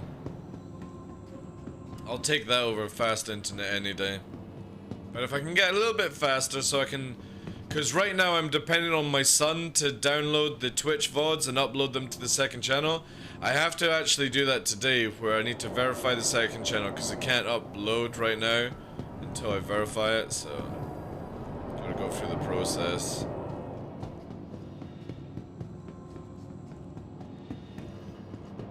So I want to get all my VODs from either, from the 1st of April 22, I want it where it's just all stored now. Jack who? Jack's very busy, dude. Very busy. He's still working for Salty Mike, he's working in another job, college, all that jazz. Oh wait, didn't I claim? Wait, that's not my console. Oh, it's the broken one. So you gotta close that down. Welcome to the Accessing, there we go. System.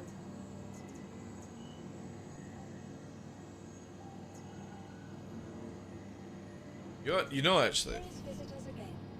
Goodbye. I wanna fly the Saber. Because this is definitely gonna be a ship I think I'm gonna be using quite a bit. So bracers, we're not gonna be able to do anything here.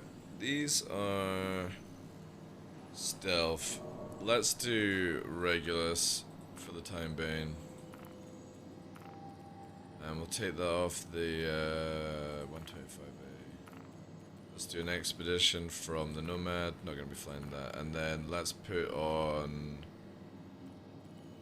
a couple of all stops. Best we've got just now. Take it from the blade. Take it from the blade. And then we don't have our red skin. We have it on live. And then we're going to take these off and we're going to go with, yeah, these ones. Change this out. I want to see the weight of this bad boy. Now take off Tempest. Let's get rid of these. Even though Tempest is actually pretty good, but they're good for big ships. I'm wanting a bit more interceptor kind of stuff. What do I have available? I have Dominators. I'll use Dominators. Take them off all the other ships. Start with the top. I want to just get into the weight of this. Let's see what it's like. Can't wait to be able to move things around. It's gonna be so good.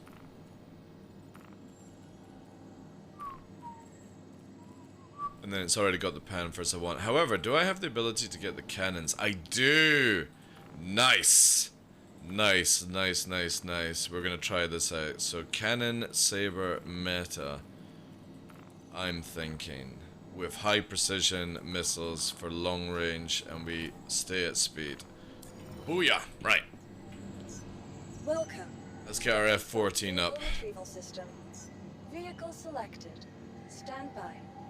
But yeah, definitely living rural with all that stuff will be nice. Following location. Make sure, guys, exclamation mark April if you're wanting to get an LTI Saber with a red skin, the Chinese New Year skin, LTI game package, all that good stuff, courtesy of CIG, exclamation mark April. All you have to do is follow the channel. Secret code is at the end of the stream.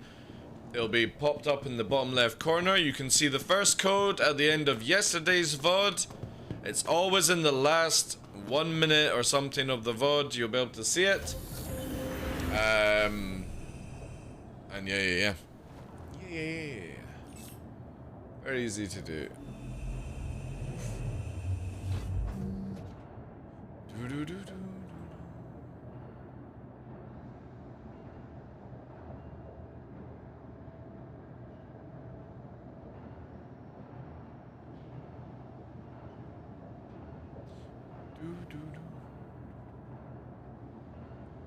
Yeah, just a wee short stream today.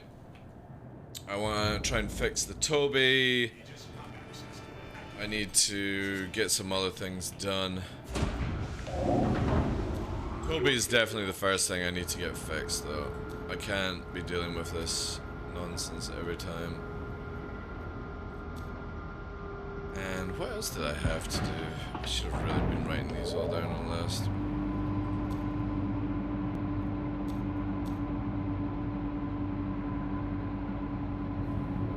Right, and I also need to do a quick mission from Vaughn to get crime stat.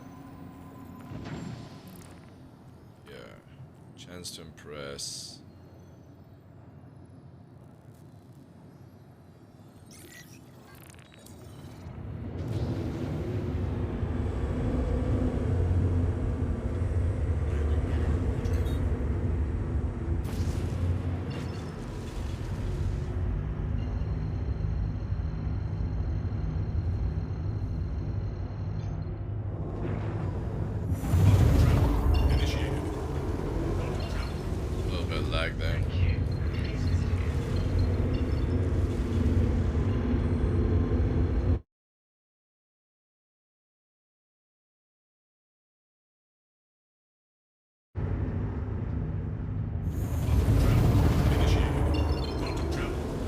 Today is Fireflight. Yeah. It is, yeah. Later on tonight, it is, yeah. 370 PTU improved a lot since yesterday. Yeah, I mean, it all depends on ESP, though.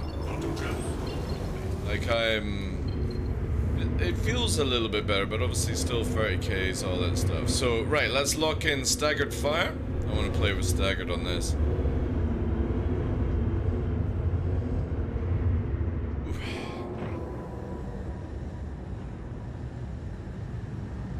And also, you know what I might do? Because we are all the same weapon size.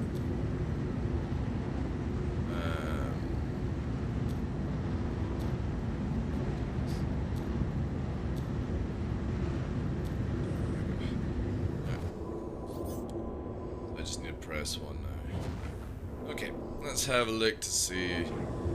The only thing is I don't... Oh, right, okay, so we're there.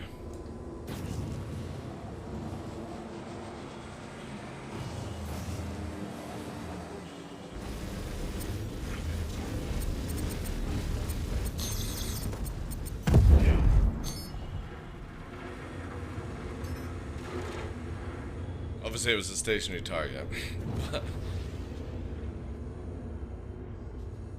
Staggered cannons is pretty fun, like, I'm not gonna lie, staggered cannons. It's like... How fucking cool is that, man? We don't know, old man. But in atmosphere, definitely, it's a big, big ship. Oh, what the fuck is this? Oh, right, okay. That's interesting. Alright, let's quickly go here.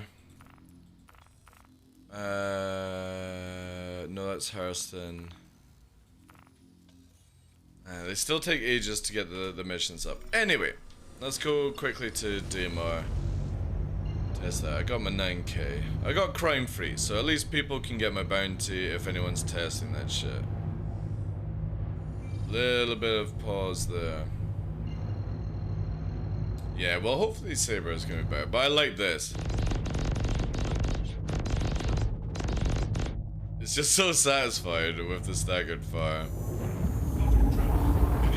It does, yeah, but obviously, eventually, if you were to stay there all day fresh, you would need to have somebody refuel it, you know?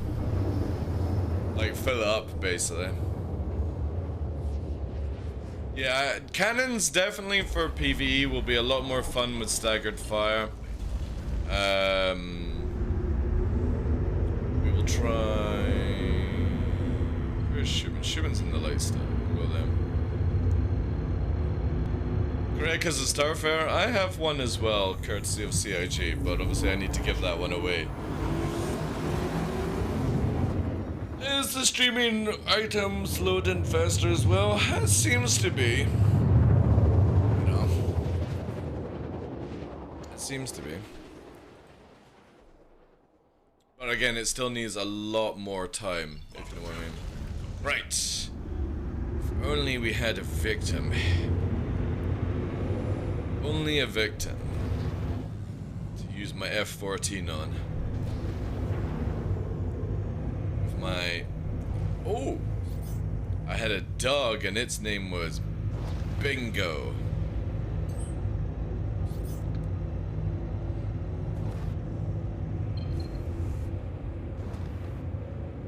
Palace Black.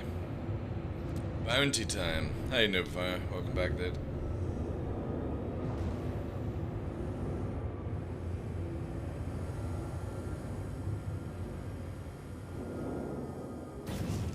Second ship. Lister.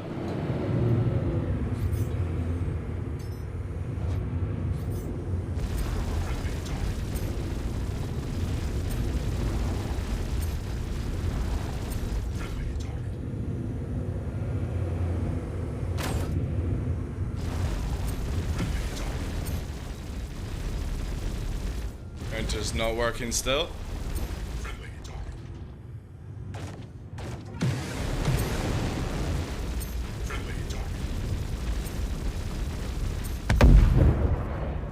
That gone?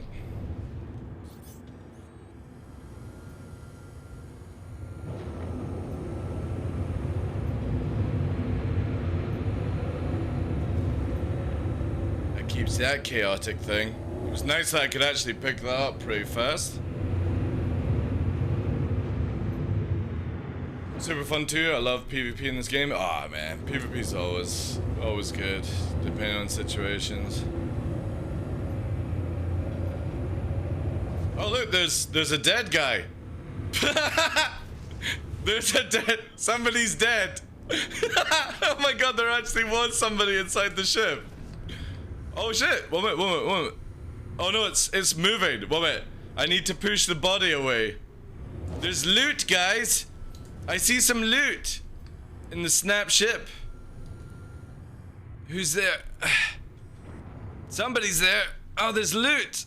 Loot on the ground. Num num num num num num. Fucking ballistas. But it's nice to see that countermeasures do not work still in this game. That's gonna be lovely. Hope CIG fix countermeasures.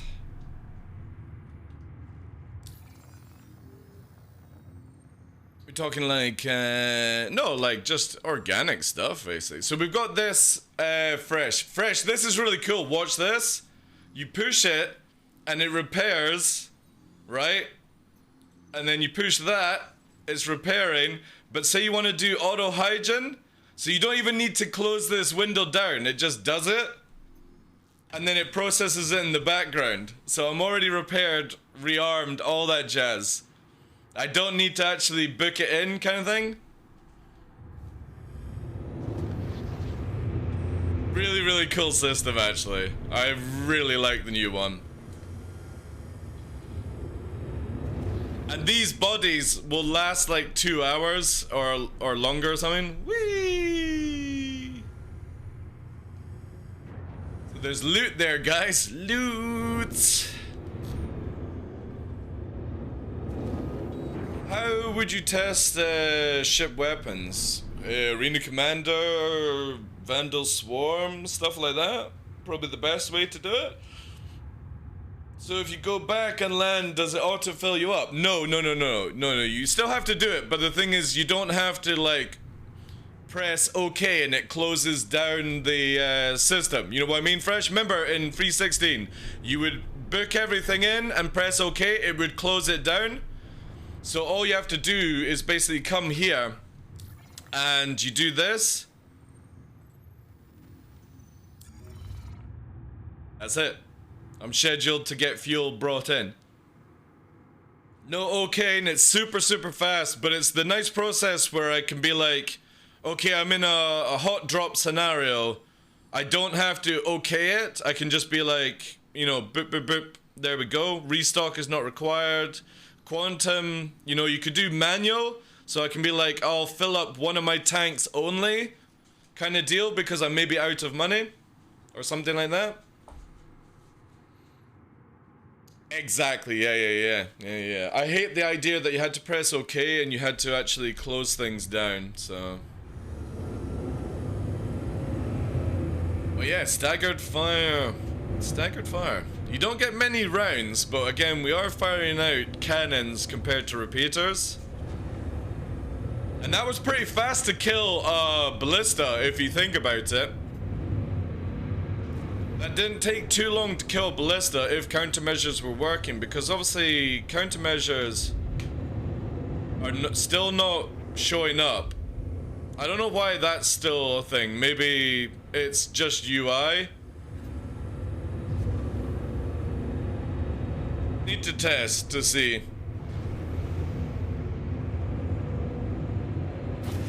But for me, this is why I really like the Saber.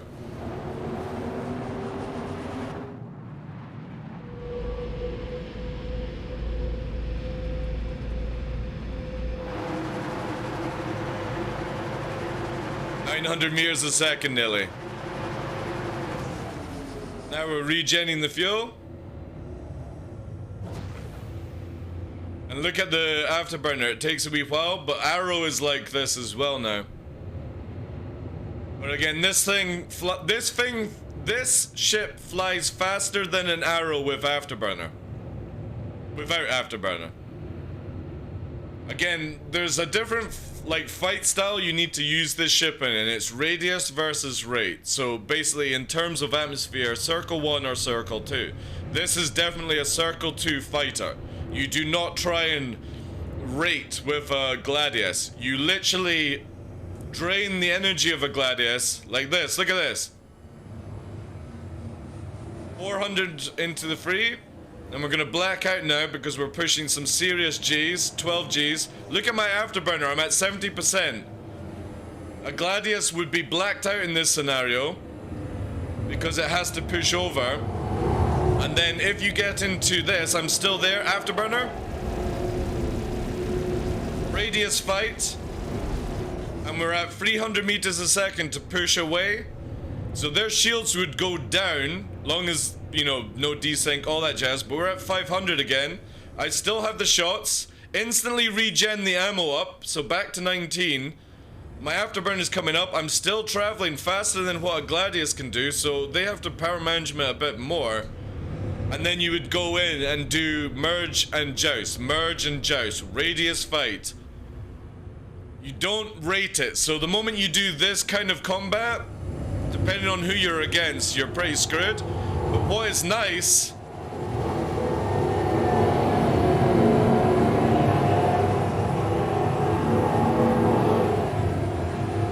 and I'm still able to get up to 400 meters a second before I run out of afterburner. This thing is super powerful in atmosphere just now. It's not the best turner, but it has ridiculous, absolutely ridiculous kickdown. And I think that is what makes it so much more appealing than an Arrow or Gladius to me. Now in space, I don't know what it's going to be like. It's probably the same as 316. But since I spend most of my time in atmosphere, for me, the Saber is on the market as something I would prefer to use. If I was doing all space to atmosphere, atmosphere to space, probably Gladius. But if I was guaranteed to have maybe a wingman, like say Fresh was in a Gladius, Battlestar was in a Gladius, I would probably roll up with a Saber. Probably repeater fit if it was all in that same sort of thing. Hey, Lebo. Welcome in, Chief. But I just like the fact that you've got the... And yeah, you could do all of them like that. I just like the fact that if there is any server hiccups, you've got a splatter, a much better spread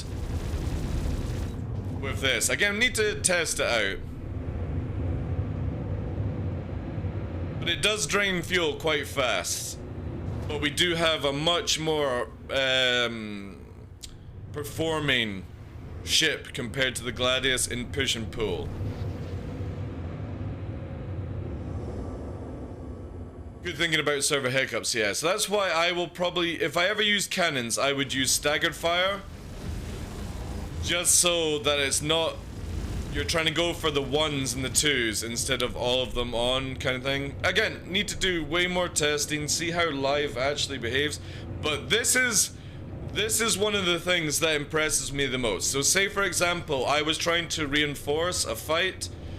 Fresh was already in the distance, and I'm coming to support. I have this ability.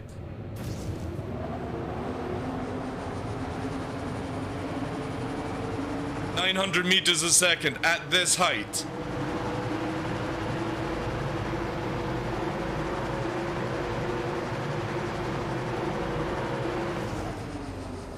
That's nuts. That is incredibly nuts to be able to catch up to a fight. So say for example I had to disengage and Fresh was having to run, I have the ability to catch Fresh if he was in a Gladius on an arrow, because this thing is 200 meters a second faster than an arrow in the straight on Daymar, which is nuts. Absolutely nuts. Again, this thing cannot rate fight, but it can radius and it can intercept. It's very, very, very fast. And funnily enough, it is actually pretty good at even low heights. Obviously, you've got to watch the wings. It's a shame you couldn't do this, for example. And you would basically do this. Like this. And put it into that mode without... If you could fly like this without the landing gears down, it would be insane. If you could actually bring the wings back, then it would be like a true F-14.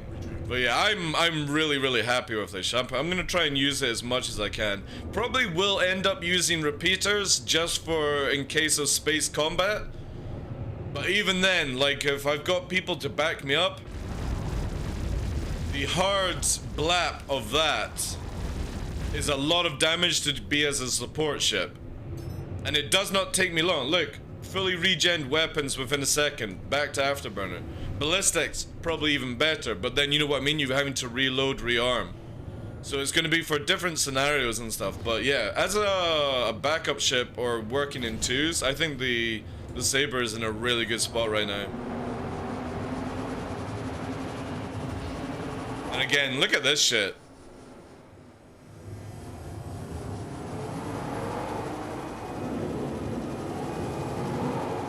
Still afterburner. Still pushing 500. Arrow can't do this, by the way. Arrow cannot push it. So I've got a Star Runner coming in on me. I don't know how counters are gonna work, guys. So we're gonna do the same thing.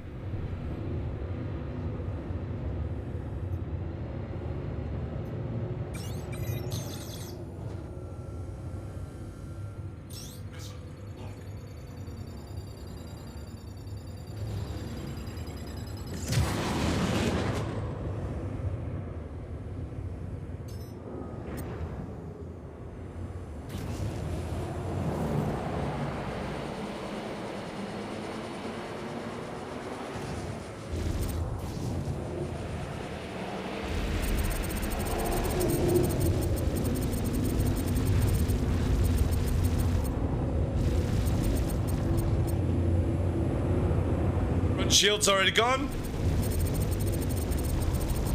Regret coming in. Secondary shield gone. All shields dead. And we're talking about a Mercury Star Runner, guys. This thing should be able to outturn me in atmosphere. Remember how it could do it in 316? Red.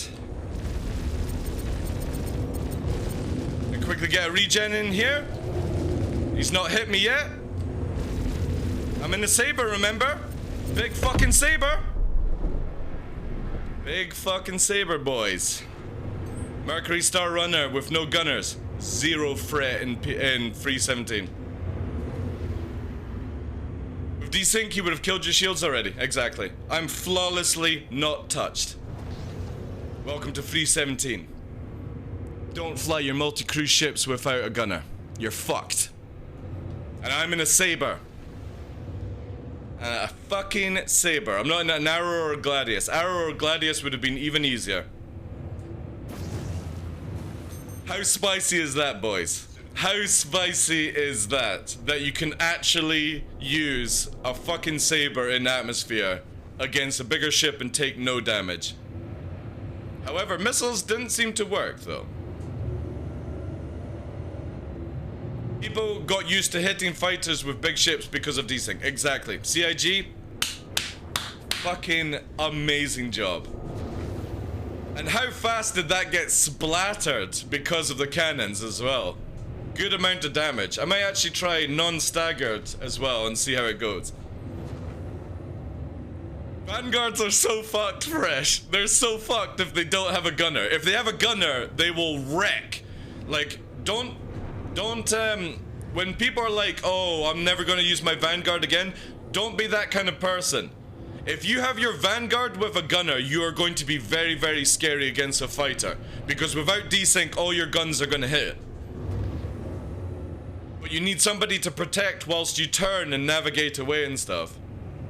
Yeah, they nerfed turrets, but again, there's no desync, so one barrage, Fresh, should vaporize a fighter faster than it was in 316. Damn, I missed it. Do it again. It's so cool, man. 317 is a really, really, really fucking good patch, man. And I can't wait, Fresh. Johnny, you can't post links if you're not a subscriber. God damn it, dude. You need to learn from your mistakes. Stop posting on Gilded either. Jesus. Put it in the clips area. Oh, community chat. We have live clips folder. Put it there.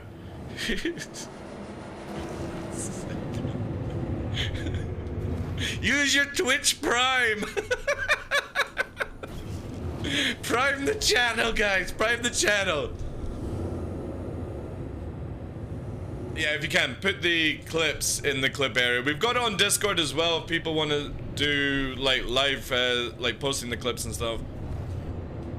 But yeah, like, it's really, really, really juicy. I'm gonna be enjoying a lot of atmosphere combat in 317. Especially as, like, no joke, Fresh, we're going to see a lot of the PvPer Grief Squad getting absolutely clapped. Because the only reason they would survive is because of desync. Or backstrafing and stuff. They're just gonna get absolutely wrecked now, dude. It's beautiful. If you can outturn somebody and out-strategize somebody, if you don't have the best of aim, you can actually beat them now, which is really nice. It's super good. I can't wait for it, man. We're gonna have to go full curb stomping on folk.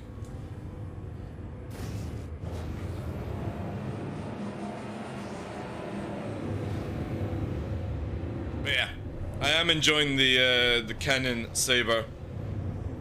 Again, I think I would still probably use repeaters just in case I have to go into space for whatever reason. You know, even though the ship's not going to be the best in space, I would just like to be able to have the speed to do it. So most likely, I would do it. However, if I'm with, like, say, Fresh and Tough and anyone like that, I would say I would probably go cannon fit, you know? I might have a saber with cannons and I might have a saber with repeaters. But I really, really like this ship. And again, the problem is people are going to fly it like a Gladius or an Arrow and they're going to die in it. You have to fly this a completely different way to make it actually viable. So if you saw against the Starfare basically pushing it into a circle, and then I was just literally behind it because of no desync at that stage. And I could and I still had afterburner regenning, which was so cool, man.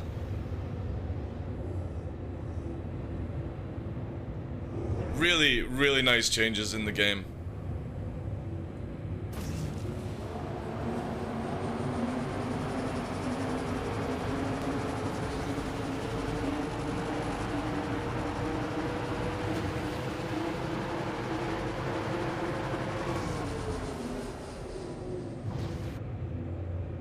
I don't know if I can go any lower at these speeds. This is nuts. At fucking 700, 800 meters a second. This close to the deck on a saber.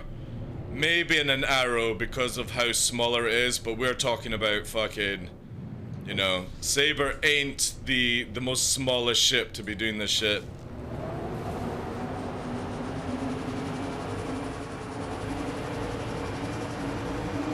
$800 a second. 850. Struggling to hold her. Gonna have to let go because of the thing. 840 off the deck. Fucking nuts, this thing. And I don't think I can push it any lower because it gets really, really sketchy with your up and down strafes. And the pitch is really solid at that speed. And again, we are talking about Saber. Big fucking wings. It's like double the size of an Arrow, or nearly 3 times as big.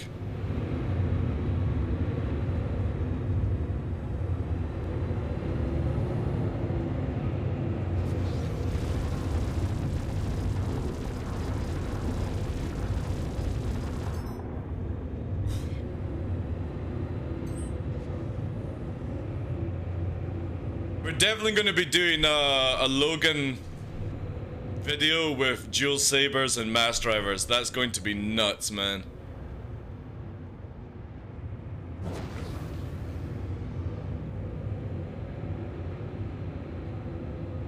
We're halfway tank, so. Hey, Funky Fresh, how you doing? It's flying so well, yeah. But again, you've got to look at the speed. So I'm doing 650 without afterburner in a straight. At this height. You have to remember, at this height, if I went up 500 to 1,000 feet, I'm going to be hitting 1,000 meters a second without afterburner. We're literally going to be in hyper cruise at that stage. But if you watch this, right, and we're going to give it a tune to actually, you know, make it justify. I want to try and get here, right? Oh, shit. No, bad.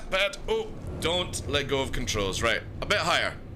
Bit higher before I do this stuff, right?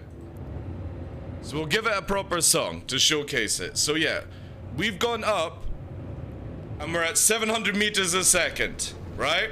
700 meters a second. There's not many ships that can fly this fast at this height, right? Just keep that number in your head, right? 800 meters a second. 850. 900. Nearly.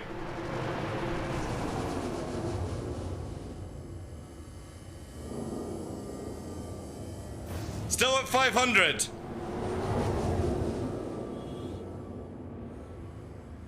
$350. Regenning afterburners, we go radius. Now we're gonna push into the hills. This thing is fucking nuts, man.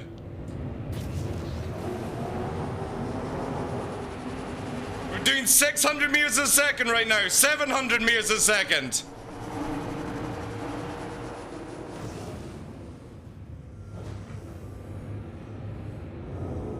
Gotta regain the afterburner because it's too fast if we don't have it.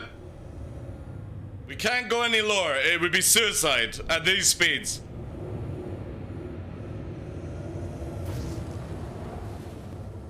$300 hard push now. 400 nearly. 350. Round the corner. Got a relaxer here because we're not going off to do it. Back to 400. Drop the hammer. 500 meters a second.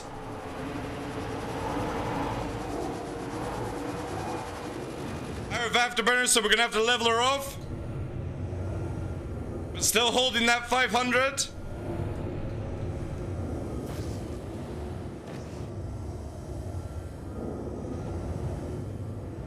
We gotta lessen her off a bit. Keep her light at this stage, because we are fucking fast, like. Arrow can't keep up with this, by the way. No arrow could.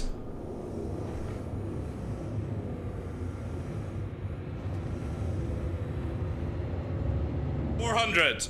Back to 500. Drop the hammer. 600. 700. Going up to 800. 800 meters a second off the deck. 850. Rolling her.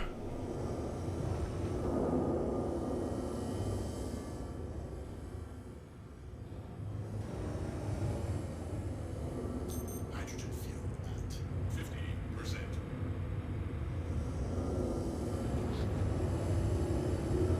Let's get the afterburner back because we are completely drained at this stage.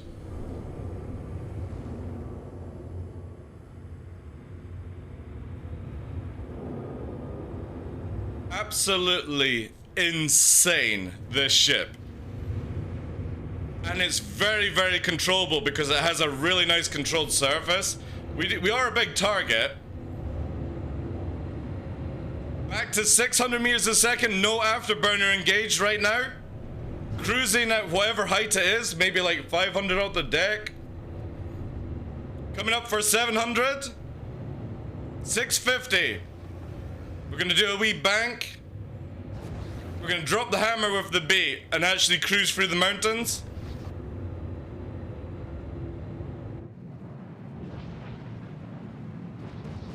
You ready to go? Right, 400, 500, 500. Let's get it to 6 if we can. 550. Hammer dropped. 600. 700. 700 going through. Inverted now. 700 now. Still holding 500. 600. We're out.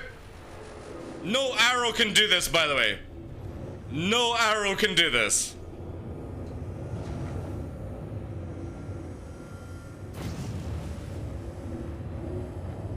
Oh, we're dead. And then it's so fast, man. It's so fast.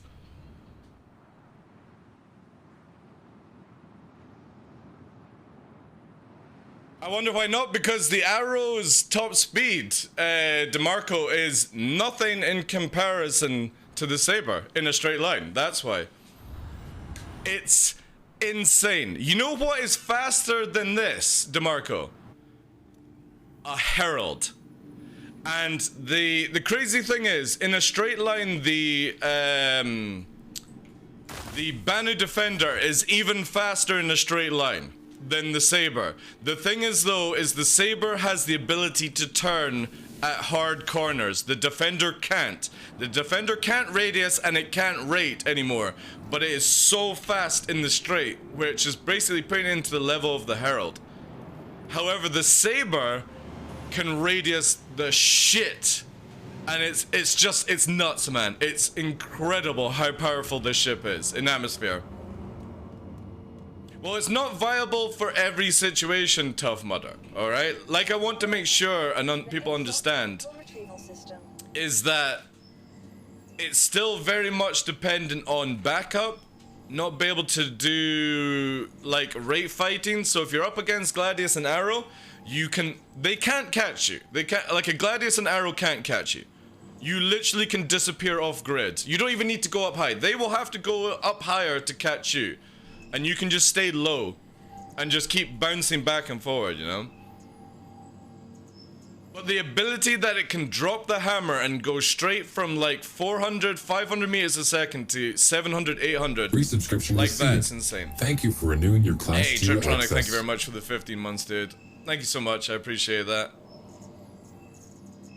Good vibes, good vibes, good vibes. But yeah, awesome piece of kit. Absolutely insane in atmosphere how powerful this ship is. And you gotta remember, still Pancake, can't rate fight for shit, but now it has the ability to intercept and it can actually disengage. Knowing, you gotta remember, disengage is very important in this game, where if I have 25%, of my afterburner, I know that from 200-300 meters a second, I can get up to 600-700 like that. That's nuts. That's incredible for aerial combat. Trip says, well, fuck me sideways. The TheDarkLaw just popped up on my followed channel list that I never unfollowed. The hype is real. The man is back. Is it safe to resub? It is, Trip. Thank you so much, dude. I very much appreciate the resub. Hey, Ondo, good day, good day. Saber has the ability to turn full stop. Wow. It doesn't have the ability to 180 and kind of go in the opposite direction. No, it's still going to have some issues with it, but because of the boost changes, because of the desync changes, you can actually use the ship once more. I don't know about space. Space would be where practice would let you know. But definitely in atmosphere, this ship has the potential to rock. Absolutely rock. You need AC/DC.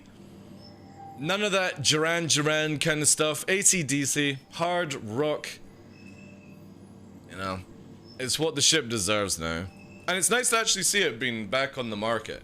But the thing is as well, is that the Interceptor Ravens can also be used now.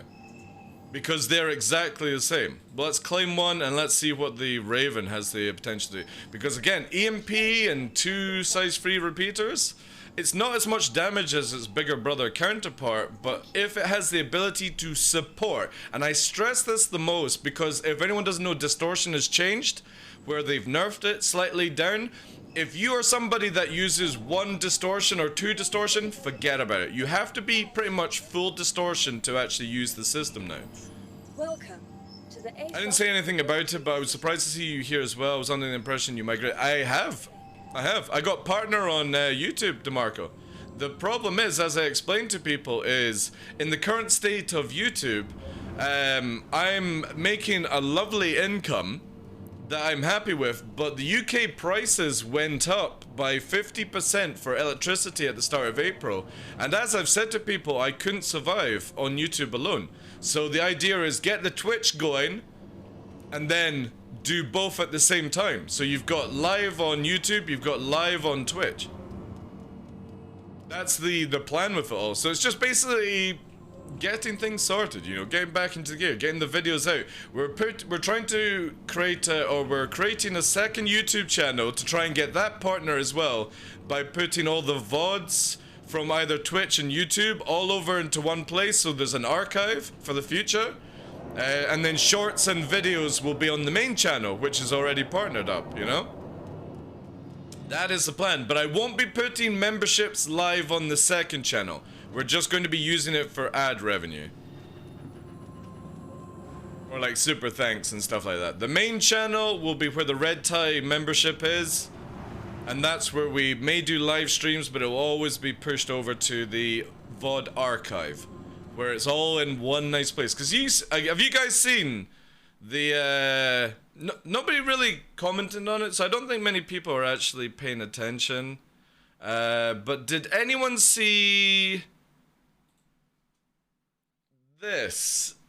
And maybe you guys can give some feedback. So let me quickly pause the stream, because that's not where I'm wanting to go. But if you go to here, it's going to take a wee while to load, because, yeah.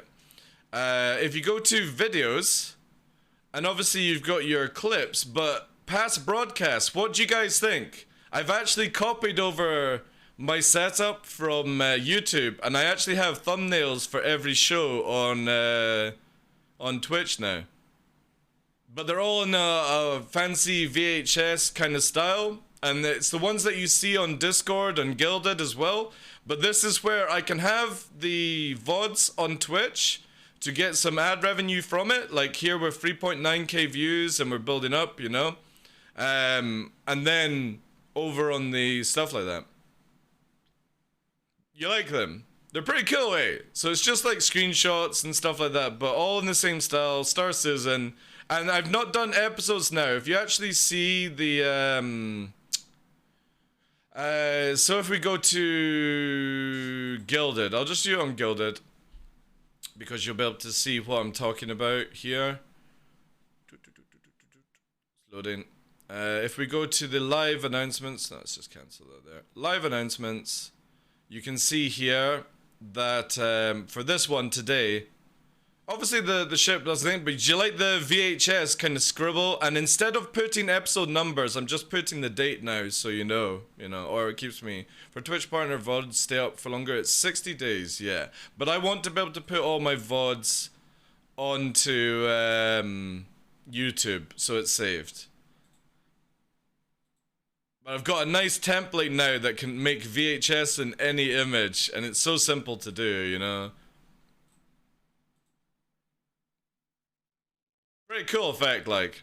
Really, really cool effect. So very easy to do. This is the way I'm taking the channel, and we did it from the start of the first, where we've got, obviously, this is the new setup. Very clean, very easy. And like I said, when you come here, you actually have something to look at instead of it. You get the stream going through and all that jazz. So this is how the videos, once the videos go to YouTube, guys, they will delete off here. So Jack will upload the videos to the second channel and then delete off here. So you always have the ability to watch it back.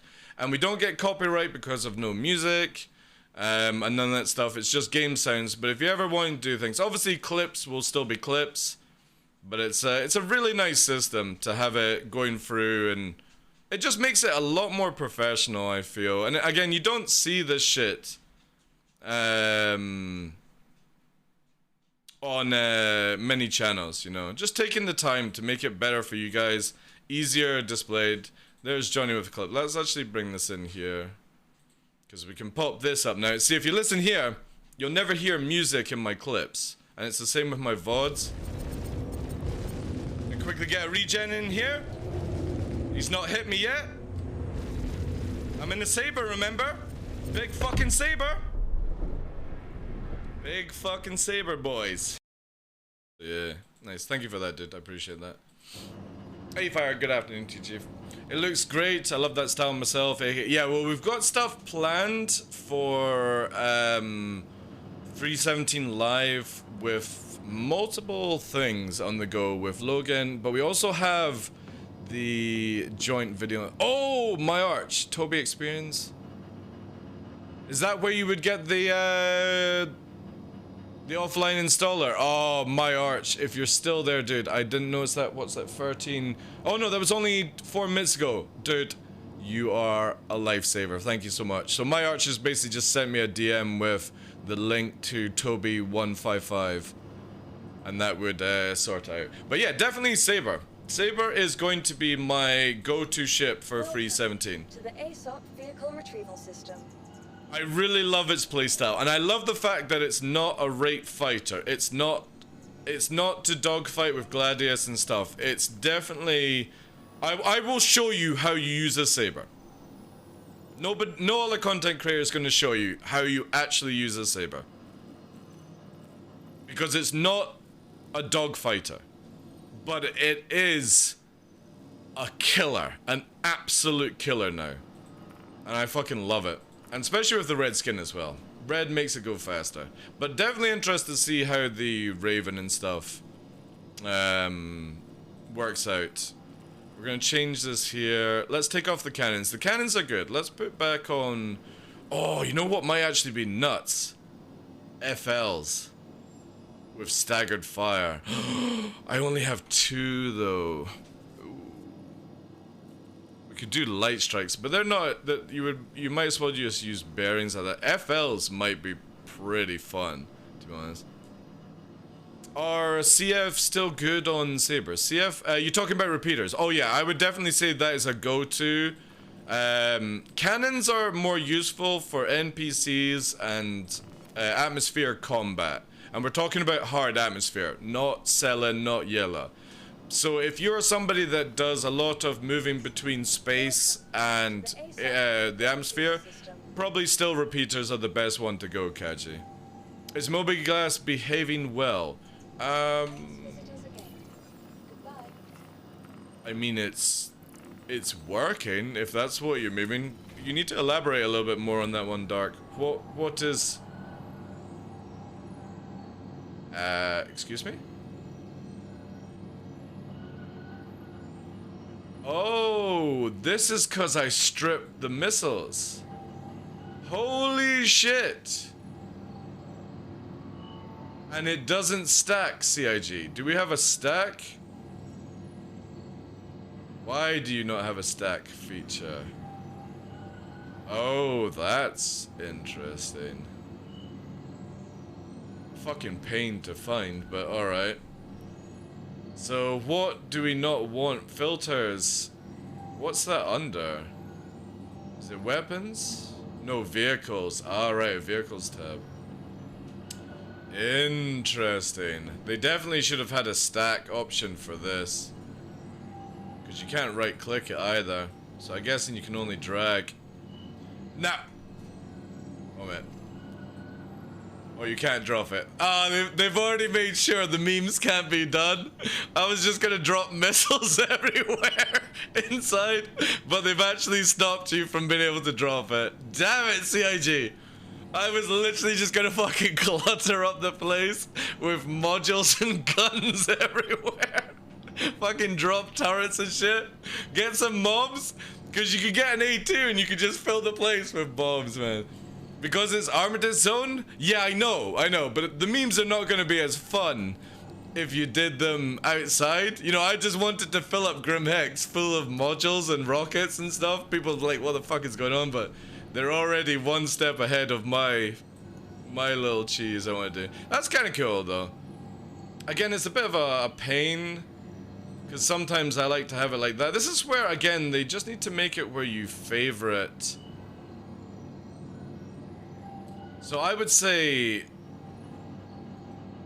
I'm gonna have to make it where I am always doing this, this,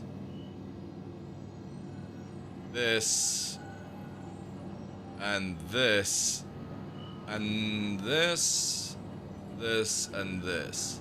So that would be my all, to make sure I don't see those two categories. This is where I wish I could save this filter as standard, basically, or main, or whatever you want to call it, you know? That would be a really nice system.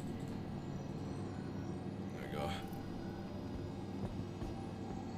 You could put it in your base stuff. You could put it in your base stuff? What do you mean, Flying Wombat? Probably a way to drop them in front of a hangar and bring them inside. Yeah, you could do it that way. Yeah, tractor beam maybe. Yeah.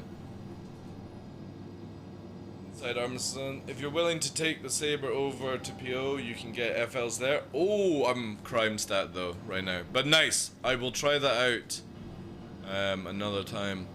The thing with FLs is I just like the fact that if you put them into stagger fire, it's going to be an insane amount of sound files. It's not going to be any more damage, but it's going to be... It'll sound cooler, I think. Just because I really like the way FLs sound.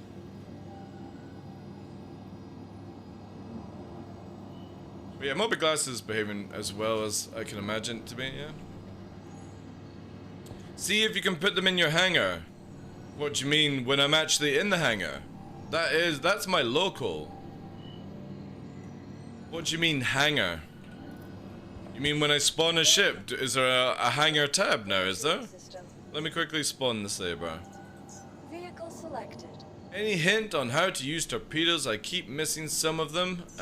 Missiles are a bit janky just now, to be honest, dude. Practice, if anything. Missiles just generally don't work right now. Same with torpedoes. You can't depend on them, sadly. Yeah, exactly, yeah. I'll try and get some FLs. I can maybe get somebody. So you saying is there like a hangar now? No. What do you mean with hangar? Like I can't, if you're talking about where I go here, no, I'm still in an armistice zone. I'm not gonna be able to. Oh man, that resets if you touch it, or does it not? Oh, that's so shit. Why does it clear this? Ugh. Oh my god. You can't have an all, which is really frustrating. That's... I'm sorry, CIG, should have never had the missiles and stuff in all. Or custom should be where it always sticks, man. Like, I don't want to have to do this every time. If I've got modules. I'll end up just selling everything I don't use from now on. And even then, that's not showing my undergarment. Why is it not showing undergarment? Oh, because it would be... Is it jacket? Yes, that's jacket. So I need to have that then. That's a bit weird. Yeah, torps are hard to use. They're meant to be designed for like bigger things and all that jazz. So I was wondering with selling item mechanics, we have all that dozen of millions of missiles reload each time. Are you able to sell them all? You could, yeah. You could. The problem is CIG have not made a stack all button, which kind of sucks for missiles and all that jazz. But they can come back and they can sort that out, you know, it's a minor inconvenience just now. A minor one just now. Right, let's get a quick Vaughn on the go. We should have now another one called Another Chance to Impress. We'll take that. This will give us some more crime stat. Let's prep the Saber. It does have a little bit of MFD issues in 317. Power here. Are my weapons on? Yeah, so even with that, let's get this shit sorted. See what I mean? MFDs are a little bit fuckered just now. Weapons. Get these gripped. And then I need to release F and go back in to make it work. So yeah, MFDs are a little bit screwballed up, but not bad. You barely get any more shots than cannons, but obviously, like I said, if you're in space, cannons are not going to be the best of things up against a fighter. So... Oop, a little bit of lag.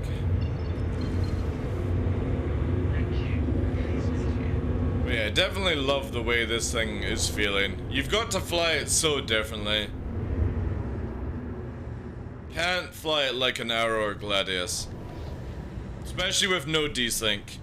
You're just going to get absolutely fucked. It's the thing as well, is you're going to see a lot of players not being able to play the game because they were always so dependent on desync to win by going backwards, or you know, they see you doing something and they're like, oh, my skill level's like this, and you could always tell somebody was using or believing that they were good because of desync.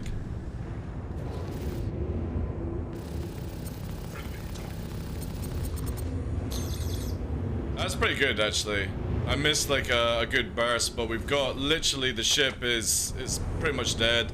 I'm gonna just try and push it around. And obviously you can see here, it's able to turn on the Saber a lot better.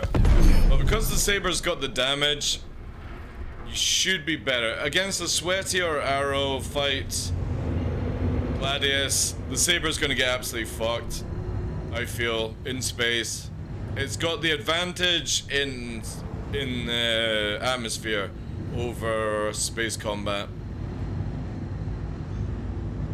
So I would definitely say like a go-to ship is going to be Gladius. The go-to ship is going to be the Gladius for the time being. If you have actual people to play with that have certain skill levels, so again, if I've got Tough, I got Fresh, I got Pappy, Battlestar and stuff, I would be like probably Battlestar and Fresh in Gladius.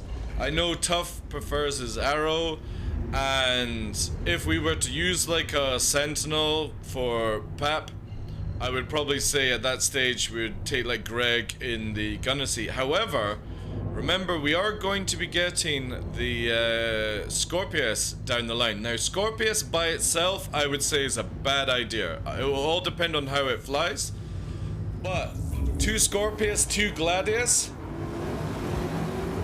that's going to be a nice fleet makeup, like, because it means that the Scorpius can deploy the 2 guys as gunners to go in FPS and grab loot.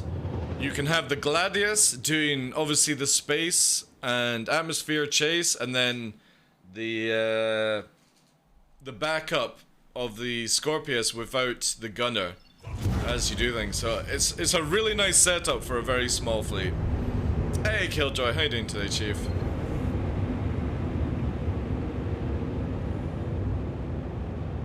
Now again, I just don't think staggered fire with repeaters is worth it. It's the same with like cannons where...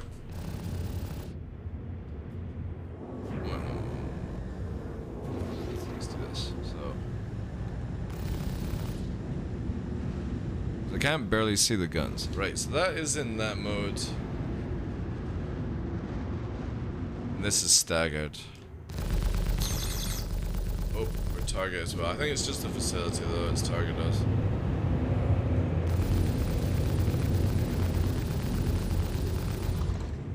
So that was staggered. Yeah. Repeaters with staggered is a no-go, I feel. No-go. Better for cannons.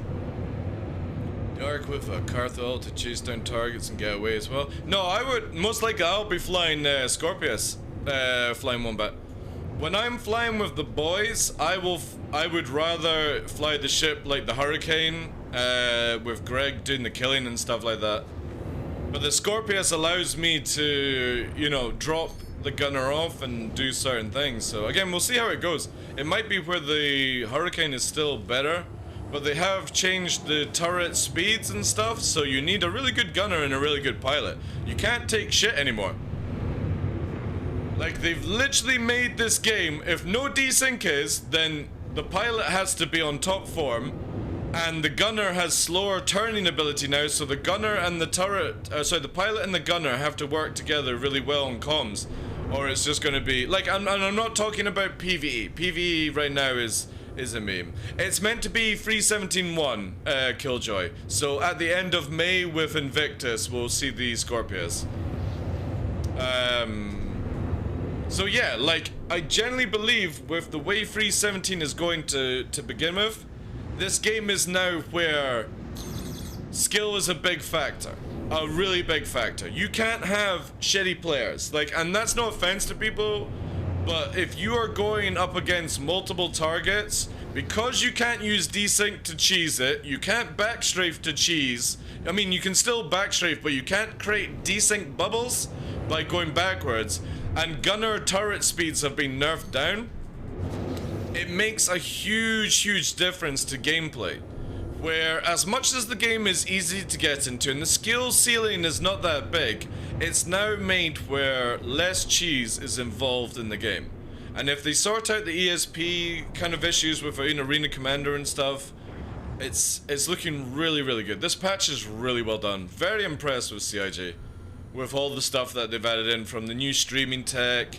The fact that, look at, there's my dead body 290, 289 away, and it'll sit there for like an hour to 2 hours. It never disappears. I can go and get my loot back anytime I want it. Hey Greg, good afternoon to you.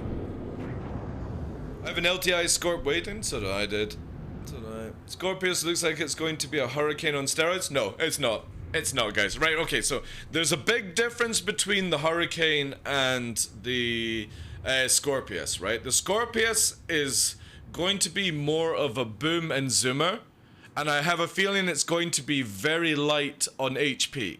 Now, the hurricane is size 2 shield, and it has the bigger HP in the tank, I feel. It's also very fast in the push.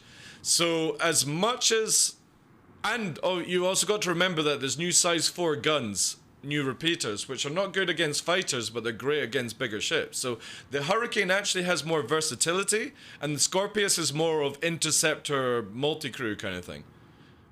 So you can't say it's a Hurricane on steroids. Funnily enough, I still think the Hurricane is better than the Scorpius on paper. Just personal opinion. The thing with the Scorpius is that the turret's going to be kind of nerfed compared to the Hurricanes. It won't have... yeah, it doesn't have as much coverage, exactly. Because you really need to have a good pilot. You gotta remember, the wings go up like this, covering blind spots. It's not just turn the turret and fucking shoot. You're gonna have to have the pilot communicating and banking at the right time. My gunner lives in the next room as well. Just built him a new piece. Nice. That's actually pretty cool, yeah. Again, people have to get out of the mentality that there's a one-ship trick pony in this game. There's not. There's variations. The arrow can fuck a gladius. The gladius can fuck an arrow. The saber can fuck both. They can fuck the saber. A Scorpius can fuck a hurricane. A hurricane can fuck a Scorpius. An MSR with 2 gunners can fuck all of these ships. Because it actually has perfect turret placement. You know, there's always a scenario. It's not always going to be, I need to buy the next best meta ship. If you're doing Arena Commander, I would say there is only the Gladius that you use. But that is more of a high skill competitive ceiling area compared to the PU. The PU allows you to use anything. You can kill the best pilot in a Gladius with an arrow by just making them do something differently that they're not used to at that moment in time. Or if a lucky missile hits them and they don't warp away, they don't check their fuel, they run out of fuel, you know? They lose 1 or 2 guns or something like that. You know what I mean? There's so many scenarios now in Star Citizen that you can't just say this is going to be a hurricane on steroids. It just doesn't work that way, guys. You have to find a ship. It's like why I will always use the arrow by myself in atmosphere over the Gladius, because I just know how to fly the arrow better than the Gladius. You have to find a ship that you prefer, but obviously you've got to take into account that even as good as you get for yourself, there is always going to be people that curb stomp you, you know? The Cartho All is only low in PvP ships right now because the weapons suck, Flying Wombat. That's the only reason. The Cartho All and the Talon are amazing ships to use.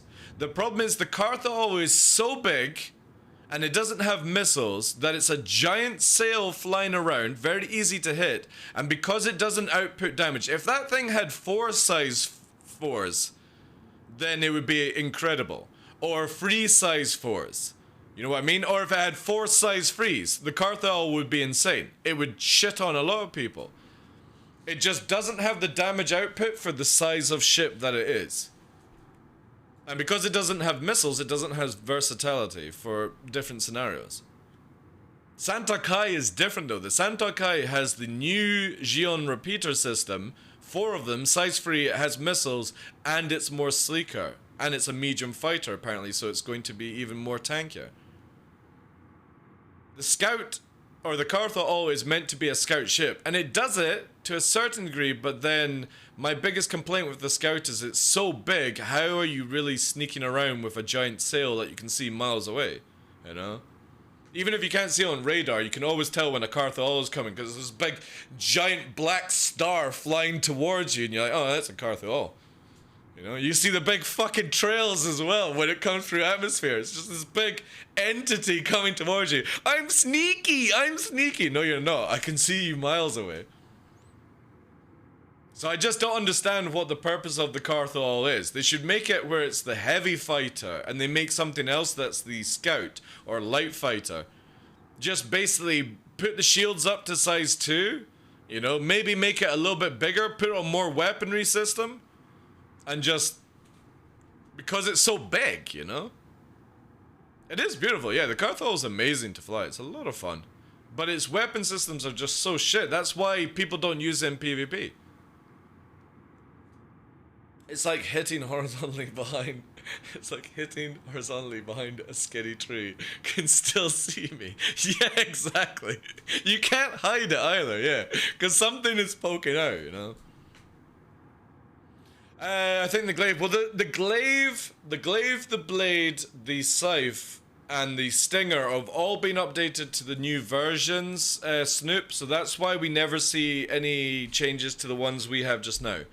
They are no longer actually in the game for like Squadron 42 and the Future of Star Citizen, they're all different. The problem is, CIG has this problem where they don't want to release it to us because it's meant to be a surprise for Squadron 42. And I hate that. It's very boring, especially as we've had them in the game for so long. Just make it where the stinger is the surprise, or whatnot, you know? But that's why we never get them updated, and you're not going to see those ships updated for years. Until we actually get Squadron 42 out, you know? I know, DeMarco, I know. It's annoying because they're like a spoiler, but they've already shown us the interior and the actual ship flying around. What's there not to spoil at this stage, you know? It's just a weird way of thinking it. And mainly, I would imagine it's because they haven't even done the flight systems for it. It's just a skin, basically. They probably have done nothing to do with flight on it because, again, Squadron 42 is not coming out anytime soon for the next 2 years. And even then, I doubt it, you know?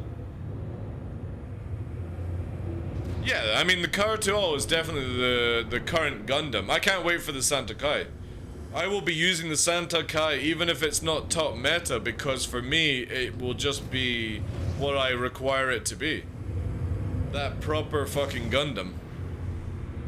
But then I can see myself flying around in an F8 in the future, you know? If they bring out a Crusader light fighter. Have you guys seen the cockpit of the Mercury Star Runner and the Ares? They are sleek cockpits. Can you imagine a light fighter the size of a Gladius from Crusader? Chef kiss on that one. It would be so cool.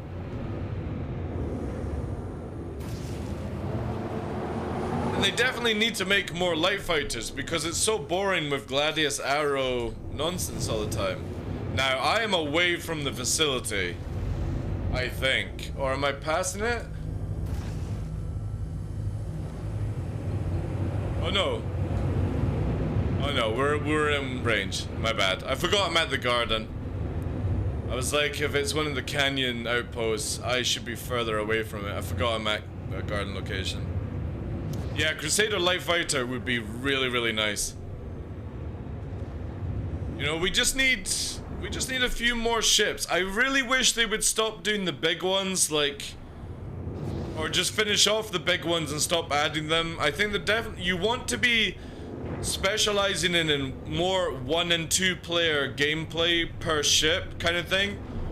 and just pumping out like 2 or 3 fighters and small utility craft every year. I think it would be just so much better than being like, because again, I know people want this reactor or refinery ship. It looks cool and it's needed, but we don't need anything after that. We've got a new MISC like exploration ship. We've got a new MISC refinery. No more big ships that you won't see for years. Because that's the biggest problem with big ships, is it takes them like 2 years to pump out one. And we have loads to come out. We've got the Crucible, we have the Endeavor, we have the fucking Starliner, we have the did I say Endeavor? Then we've got the all the other ones, you know? The Banu Merchantman, exactly. I'm just bring out small ships, please. They're easier to build. Pioneer, yeah, exactly, yeah. Make more utility craft in this game. It's so much easier to do than these big monstrosities that not many people care about, you know? Slow down other ships, yeah, webbing and stuff like that, you know? Like the entire 100 series never gets seen. Well, the 100 series is a starter ship. You should only be using it for like a couple of weeks, old man Johnny. It's not a full-time ship. The 100 series is a starter. It's the same with the Avenger Titan. You don't spend months in these ships. You upgrade. Get into something better than a 100 series. It can only take you so far. So, no, like, a 100 series is, to me, a starter ship. You play with it for a couple of weeks, make some money, and buy a proper ship. A real ship. Not enough gameplay loop, yeah, exactly, yeah. There is not enough for those kind of gameplay loops.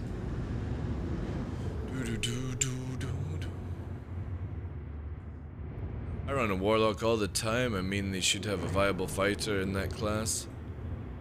No. Because again, you've got to remember, you've got a Hawk, you've got a Warlock, you've got the Saber Raven, and then eventually you're going to have EMP missiles. No, we don't need another viable in that class. At all. Not at all. You have 3 EMP ships, and the Sentinel will be the bigger one that hacks in the future. EMP should not be a primary thing that they focus on. It's actually not the best idea. But when you've got 3 ships that can do it. So I mean, in the 100 class, it would be nice to have a viable fighter. Well, you've got to remember it's Origin. Origin are basically like BMWs with guns strapped to them, you know? That's it. You're not meant to be going, oh, I need a competent fighter in Origin. That just doesn't make any sense to the lore of that company. They make sports cars for space. That's it. That's what Origin is. It's fancy stuff, yachts, all these things. If you're wanting a dedicated fighter and militarized stuff, you go to a different company, a weapons specialist. Origin just give you the guns to defend yourself, but not to go out and take on the whole Vandal fleet. That would make no sense. It's like somebody buying a fucking BMW and then, you know, wanting to take on a Toyota Supra, you know? Just doesn't work. Is the key binding from combined shooting implemented yet? Yeah, you can do combined weapon shooting, yeah. They don't need a weapon pass. Size 4 just needs a little buff, Line Wombat. We don't need an actual weapon pass on the ships. We just need the weapons that they can use to be balanced, that's all. That's all with the Talon and the Carthol. They need nothing else, just their size 4 weapons, which any ship that allows size 4 can use to be upgraded. But no, those ships do not need any work done to them just now, in my opinion. Just the weapons that they can house need a little change. Because the future is like size 4 weapons will start to have an effect on certain ship hulls. So, bigger the weapon, the more damage it will do to smaller hulls and stuff. We don't have that mechanic in the game yet. It's the same as like size 1, 2, and 3 will do fuck all against a capital ship's hull in the future, because armor is coming in, you know, and the idea that you'll have rolling armor. I don't think the C-78s are still broken. I think CIG have fixed them. But I won't use them until it's 100% confirmed, and I'm not even gonna see myself with that dirty, scummy weapon, you know.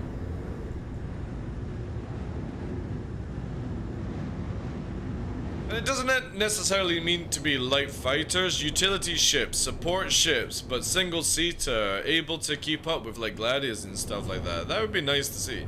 They don't need to be behemoths like we always get.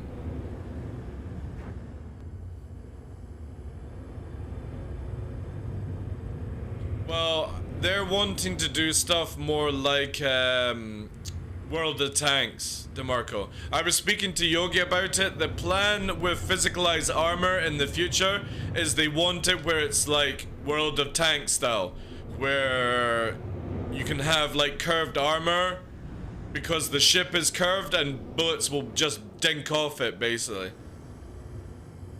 That's what they actually want, and that's going to take a very long time to do. A very long time. So they're not going to add another HP stat in, because for the time being they can just basically make it where an arrow goes from like 1000 HP to 2000 HP. There you go. There's your armor. Deflection, yeah. The armor is never coming into the game, guys, until they have physicalized hulls, which is well off in the future. You're not going to see that for 2 or 3 years. The only thing they can do is balance HP. It's the easiest way to do it just now. And that technically is what Elite Dangerous does. They just give you an extra HP stat. And claim it nullifies shots. It doesn't, it's just an HP.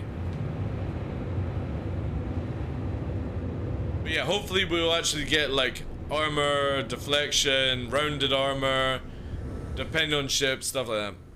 Will Squadron 42 gonna have this? Again, guys, like, you're not gonna see Squadron 42 Namtrack for 2 years.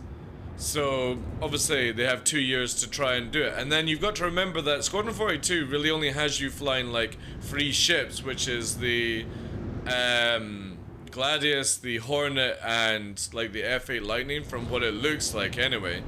So all they have to do is do 3 ships in 2 years. That's not difficult to do. We're talking about they've got like 180 flying ships in Star Citizen. That's going to take a long time to do, you know?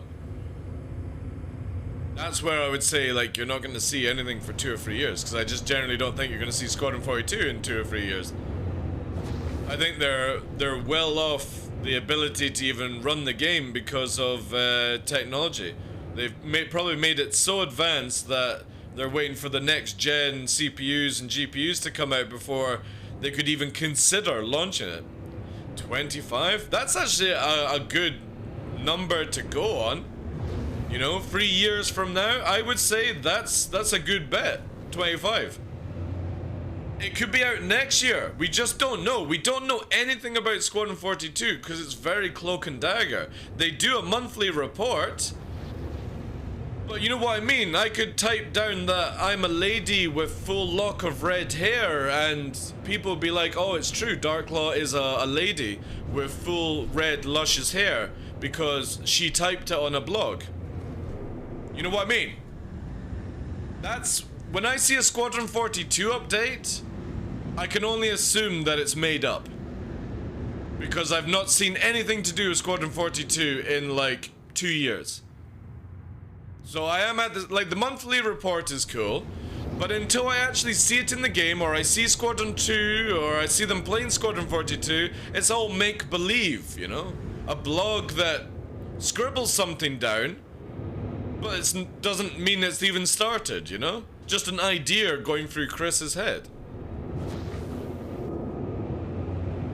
Exactly, as Old Man Johnny says, they might hold out until the next consoles in like 5 years' time or longer. We just don't know, unfortunately. We don't.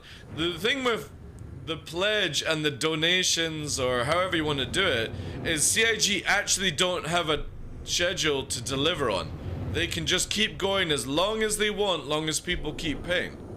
Sadly.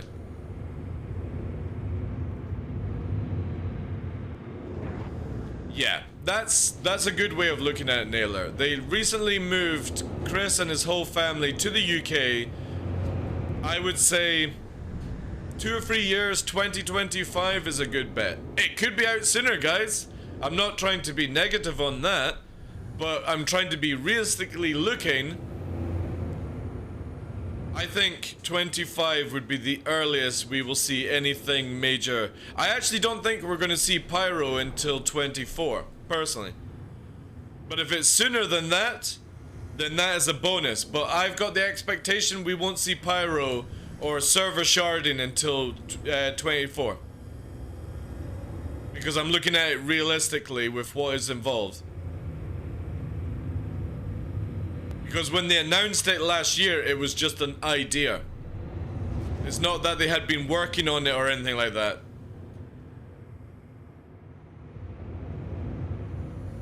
Isn't how much more afterburner, or sorry, fuel I can have without actually using boost. Just gliding around, basically. I was in the middle school when I discovered the Kickstarter. Now I have a wife, an engineer, and I finished the work on my house. I will have kids before it's going for most likely, damn track. I started off at age 30. I turned 40 at the end of this year, and I've been a 2012 backer. Right from the very beginning, before there was ever a fucking pledge store or a Kickstarter. I made my account before many other people. So I'm pretty sure I won't get to see Star Citizen until I'm 45 years old. A good 15 years of wait. But to be honest, I've got to meet a lot of cool people, especially the guys in my organization. I've got to hang out with you guys and try and make a job out of it, career. And I've got to watch every single development change with this game. I feel pretty blessed with that scenario just now, so the ultimate goal would be I hope I'm still alive when it actually comes out, you know?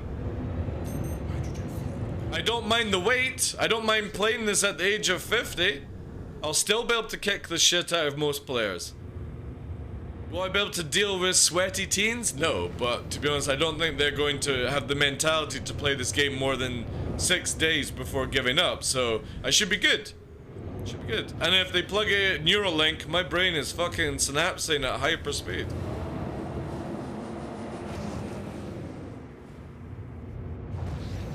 I think it'll definitely be worth the wait. I do. I wouldn't spend this amount of time on the game if I didn't. Funny enough, mine actually is already Snoop. It already is. I have it where my my Star Citizen account goes to an individual in the organization. It doesn't even go to my son.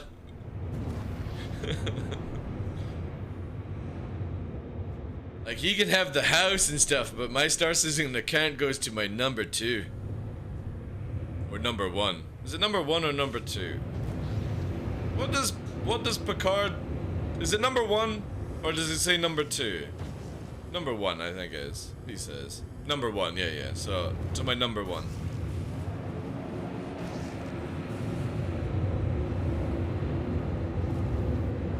All the way in expectation will make the best game of the year, biggest scandal. Again, I think you've got to take Star Citizen as people... Like, I went away for 60 days because my mental health was really low with Star Citizen. I couldn't do the series that I'm pumping out, hopefully with 317. The Logan stuff, I couldn't do it. It was just so depressing with radar issues and desync. If 317 stabilizes, I get to pump out this content every week. Hey, Bearded Creed, how you doing, Chief? Are we having a good weekend, sir? And, you know, with my 60 days, I got to watch content creators. I got to watch people that I know who play this game cry about the game for 60 days. Every time they booted up their stream and they're playing Star Citizen, they're just crying about Star Citizen. That's not healthy, guys. That's not healthy. That's where you follow the game, you're wanting the game to be in a certain state, but you're now getting toxic and what we class as bitter vets because you're never going to get what you actually want. And funny enough, Cutlet realized this a while back, and he had that kind of, ooh, okay, right, I need to start seeing the game in a different way, that Cutlet was never going to get the game that he wanted. But if you could get something similar to what he wanted, or within the first, like, basis of it, that would suffice. And I think that's generally where a lot of players need to take a step back, take a break from the game, don't stream it, don't play the game, play something else, and if you have to stream, play something else, and literally come back to it with a, like, the way I'm thinking just now, where just accept what it is. Don't complain how bad 317 is if you think it's bad. Just accept the game, because this is all you're getting. You're not getting the dream that's up here. In any of our heads, you're not getting the dream. And it's a much healthier approach to Star Citizen. Play it when you enjoy it, put it down when you're not enjoying it. And stop following with development. Don't care about the development of it. Don't care when what the next content is coming out in the patch. Just play it, don't play it, and try and get money's worth for it. Because generally, most of us won't be alive by the time this thing is released. And I'm not talking about beta, I'm talking about, right guys, we're classing this as release of Star Citizen, which is usually like 2 years after beta has gone out or something like that. With most games in the past like 10 years, that's how it's been.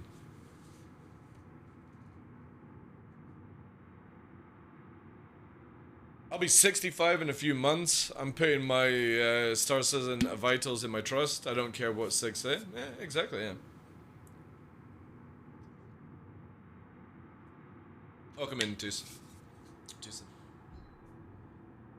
You know, it's, again, and a lot of people play this game in the wrong way. In my opinion, I think they play it in a much more toxicated kind of play style that you would do if you're playing League or Dota and stuff, you know, where they're like, oh, I want to be the best PvPer. I don't think anyone should be striving for best PvPer right now, or trying to bullshit people with that kind of style, because the game is so janky in certain areas.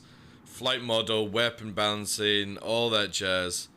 Yeah, you know, just play a game, play a video game and enjoy it, and stop getting stressed about what you're not getting, you know.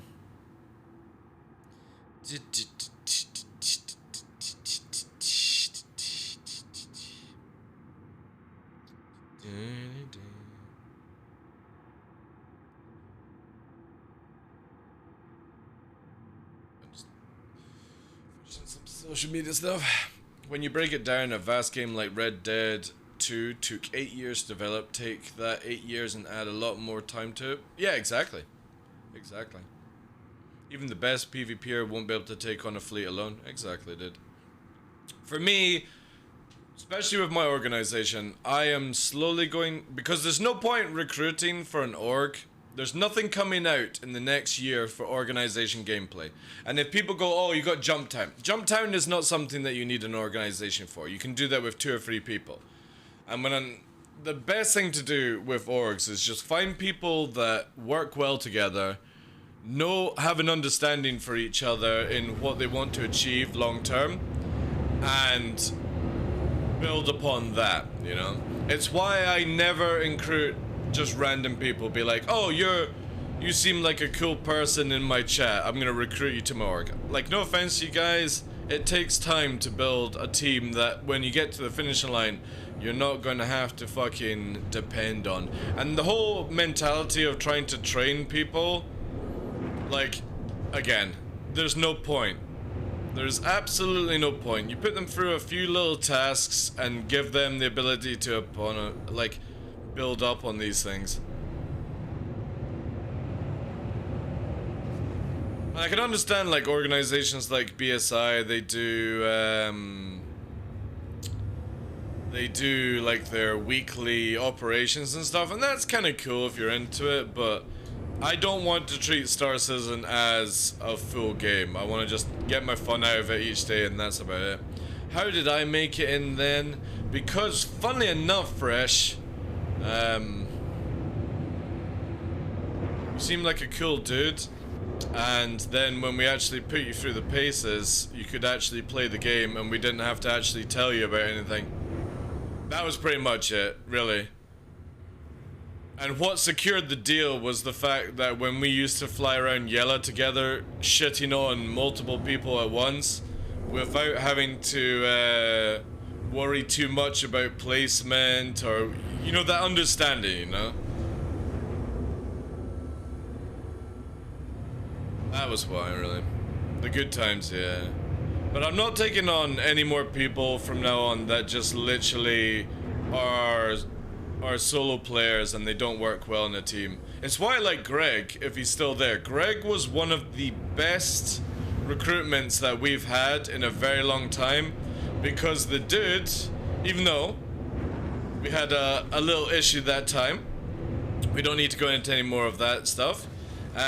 Greg has been one of these guys that has built his own skills. He listens, he learns in the group, the org, and he's willing to do things that maybe other players are not wanting to do, which is like go on the ground, FPS. He does a lot of Tarkov, you know? Doesn't mind getting into a gunner seat. You know, that's... Trying to find somebody like that who adapts very, very fast is very difficult these days in video games. Very, very difficult.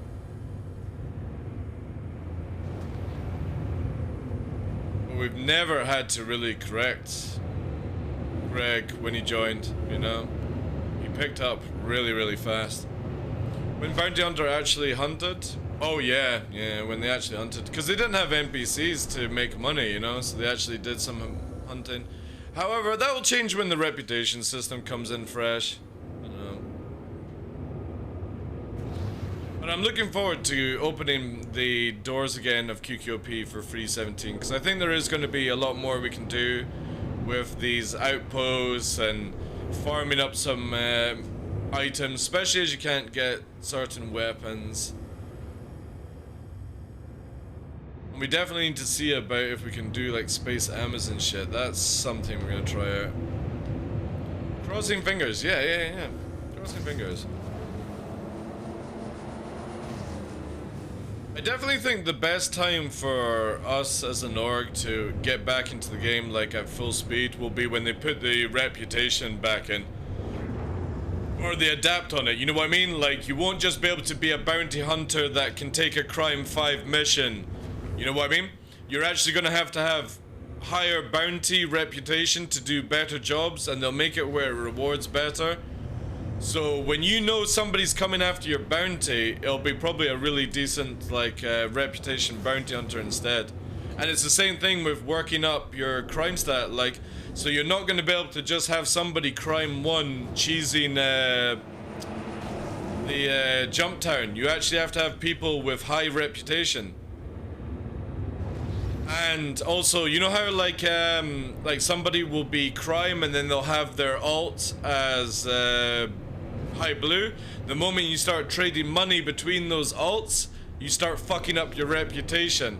When that shit gets added in, dude, it's gonna be so sick. Because a lot of people do that cheesy shit where they stay blue, they build up all their money. Not like what, you know what we did at the Fresh when they wiped it, when they wiped the game. You know how we were just doing the crime missions right from the beginning, true reds, instead of going blue, doing all the easy bounty hunter missions and then doing that shit? We went true red. With the new system, you won't be able to do what people were cheesing. You're going to have to go true red or true blue. You can't go in between. Or your alts or friends can't trade stuff with you without it being affected. That's when the game will open up massively. Until then, it's just still people use all the cheese that they can. Because they literally don't have the IQ or the fucking strategy to plan things around. Like, remember when we were doing the shopping Fresh, when I dropped you off in the Prowler? That was so much fucking fun, dude. We're getting missile bombarded, I'm hot dropping you off to go and buy modules. You know? Question will be is how do we get the modules out in the future, but we're gonna have to try stuff, you know? We might have to do where, bit of black market kind of fencing kind of style, you know? So yeah, looking very much forward to the future where they take the cheese out of the game.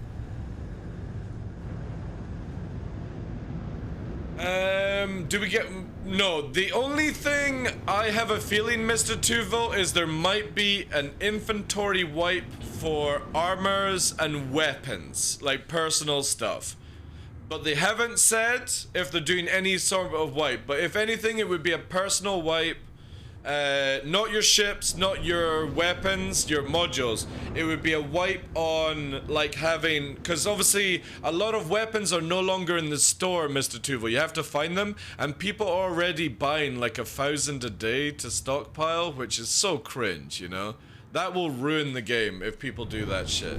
So I hope they do a personal armor weapons wipe. Leave your money, leave your reputation... Or reset reputation, I don't really care on that one. I'll still do red right from the beginning. And you keep your ships and stuff like that. But I definitely think they should be removing everyone's rail guns and stuff like that. Because again, people are just stockpiling.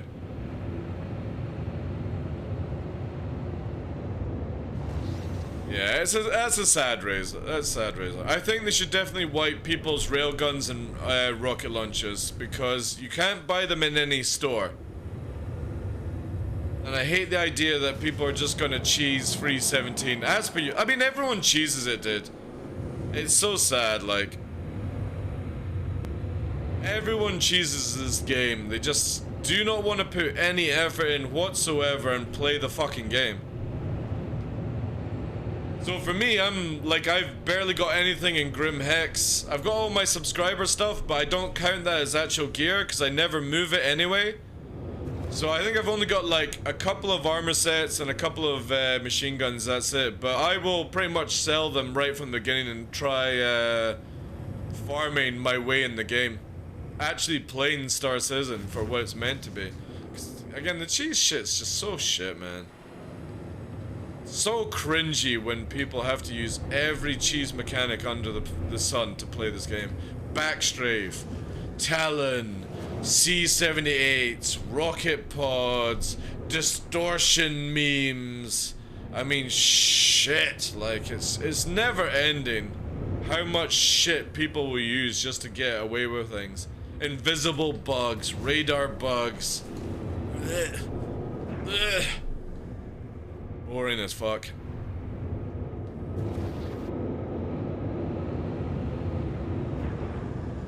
Yeah, I know.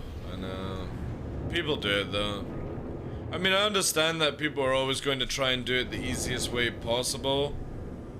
But for me, I would actually like to maybe play this game seriously. So if Free 17 is literally crime, it's going to be outpost farming with multiple people. If I have to do shopping, I'm going to try and do sneaking in. Obviously, if I go to prison, I get put in prison, that would be the best time to do shopping. But I would like to try and sneak into places and do things like that again. That was a lot of fun for me and Fresh. What it means sneaking in with a big ship to carry things though, so...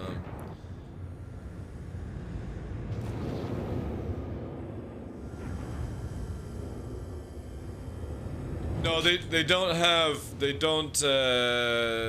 to fight Flying Wombat. There is, even in Free 17, there is no risk to loss at all in the game whatsoever, dude. There's no loss. The only time people would actually have to do things and play the game is if they didn't get all their modules back when they lost their ship, like we used to have, which was a lot of fun. And if you go criminal, you can't go blue. Simple as that. The moment you go criminal, you can't be blue. You go to jail, you're still classed as a criminal. Kind of deal. Until these features are in, it's very difficult to make any risk and reward in this game just now. Losing a bit of armor means nothing. Losing a ship for 2 minutes means nothing to people. There is no loss in Star Citizen right now. Only time, and people are like, oh, I don't want to fucking have 5 minutes wait time on my insurance. I want 3 minutes. Yeah, we got a lot of things to do, or they have a lot of things to do before this game ever gets back to the risk versus reward. Free 4 was the last time we had any risk in the game. Yeah, they could do that glitch. Yeah. I would be totally down for that. I don't think you should just go to prison and you're instantly crime-free. Or you're not marked as a criminal, you know what I mean? And you can just become a bounty hunter. You should be... If you finish jail, you might not have a crime stat, as in this, up here. Right? That's fair enough, but I'm talking about this. If you are a fucking... Oh, we might have 30k'd. May have 30k'd. But you know what I mean? You go here and you get the reputation. Or have I lost internet? No, I'm good. You would see where, like, you're a thing. Like, say, for example, you were negative or positive with Vaughn, who is a hitman. Imagine if you went to jail, you lose your crime stat, and but you couldn't become a bounty hunter. That would be so cool. You know what I mean? You shouldn't go to prison and become, oh, I'm completely fucking, I didn't murder 20 people, now I can go and do bounty hunting missions. It shouldn't be like that. If you go criminal, you should be going down the dirty path, like EVE Online, basically. Einhardt read that stream title, 30 days backstrafing, and almost popped a vein in my backstrafe. Oh, back to back, right? Yeah. Let me quickly, guys, just do this NordVPN update. Update and restart NordVPN. Let's quickly do this. But yeah, we 30k'd, so yeah. Nah, no backstrafing here, dude. However, having a lot of fun in the Saber Einhardt.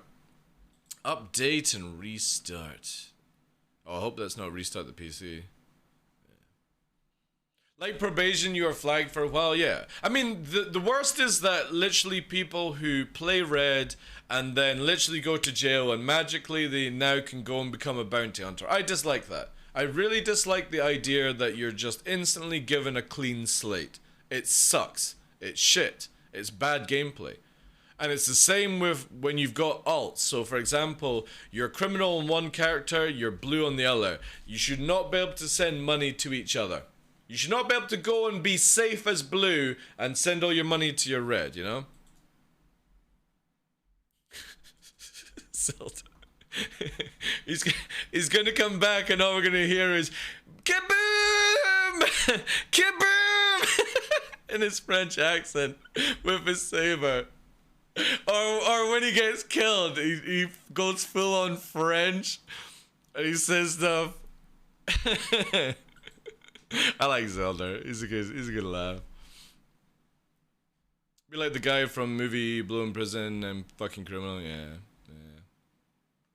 The stick wiggle animation, yeah, no. It was funny, like I think he had like his laptop on like a kitchen or like a living room coffee table or something like that, then his joysticks, and he would always have to like lean through and shit like that. It was funny at the start. But yeah, good stream. Still does fit and stuff. But yeah, like I would love it where CIG just, when we get these reputation things in, the cheese is gone. Because there's nothing worse than the cheese in Star Citizen. The backstrafing loopholes that people are causing, the C-78s, the rocket pods, distortion memes, EMP memes, you know?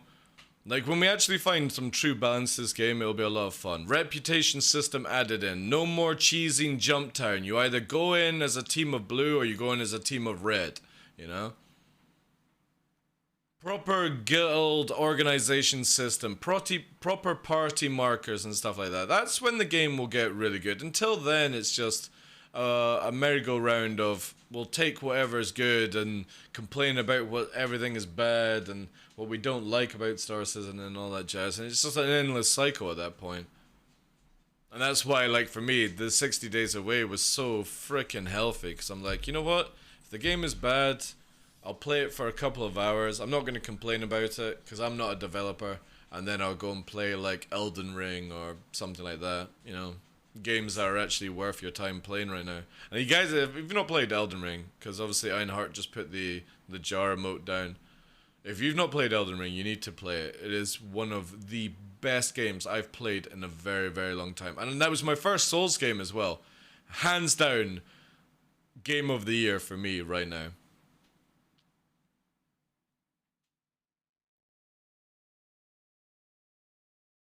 But yeah, I think CIG want to get... I know that the vet team want to get rid of as much cheese as possible. I think every major PvPer, organization, group, whatever you want to call, they also want the cheese gone. With a bit more skill checks, you know. Again, it's not that you know, fanboying the organization, especially with Einhart here as well.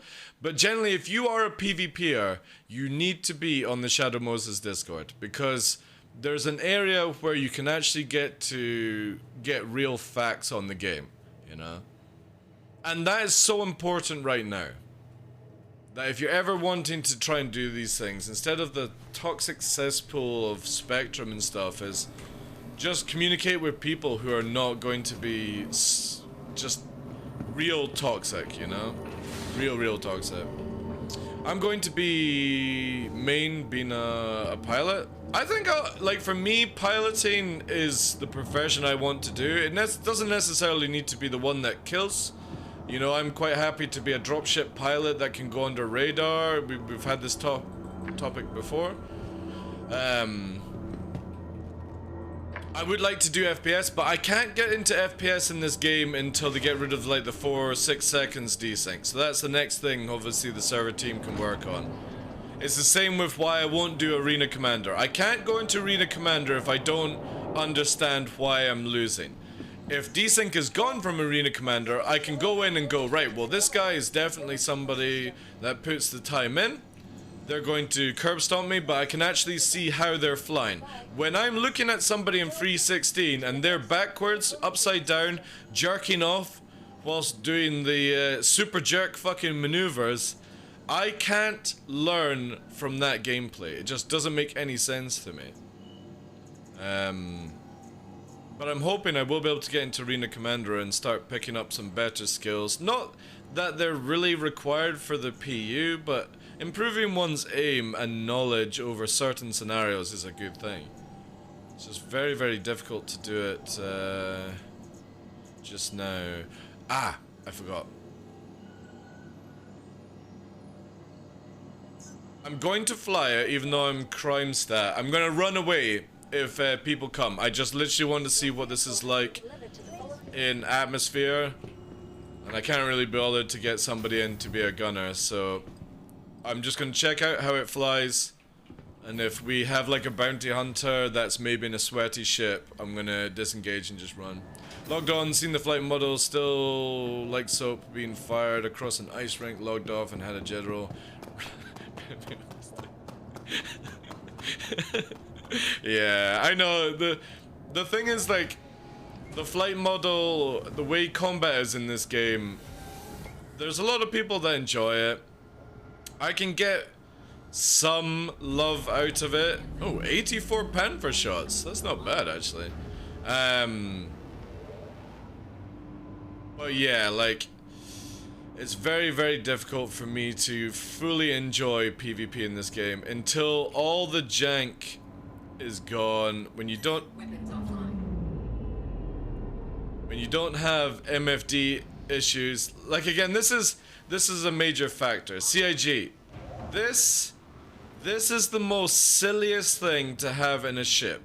Why the fuck is this not over like here?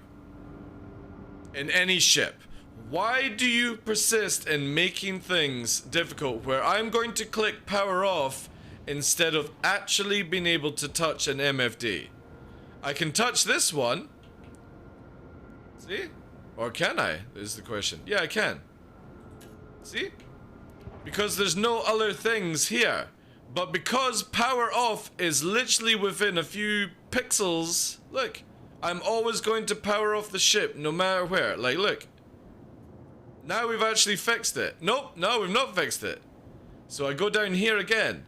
See how power off is not moved? I can suppress. I move all the way left. Power off. This is where these things just annoy me. They need to be massively sorted out, and the easiest way is just move these damn things. Just move them. Be a very good day to you. My main is a tea specialist. Well, can you sell me some Japanese milk tea, please? That would be amazing, you know? So expensive. How would you find FPS players for Star Citizen? Build a an FPS system that works beforehand. That would be it. You're not gonna find people FPSing in this game until that weird desync is gone. Right, this should now work because. Nope.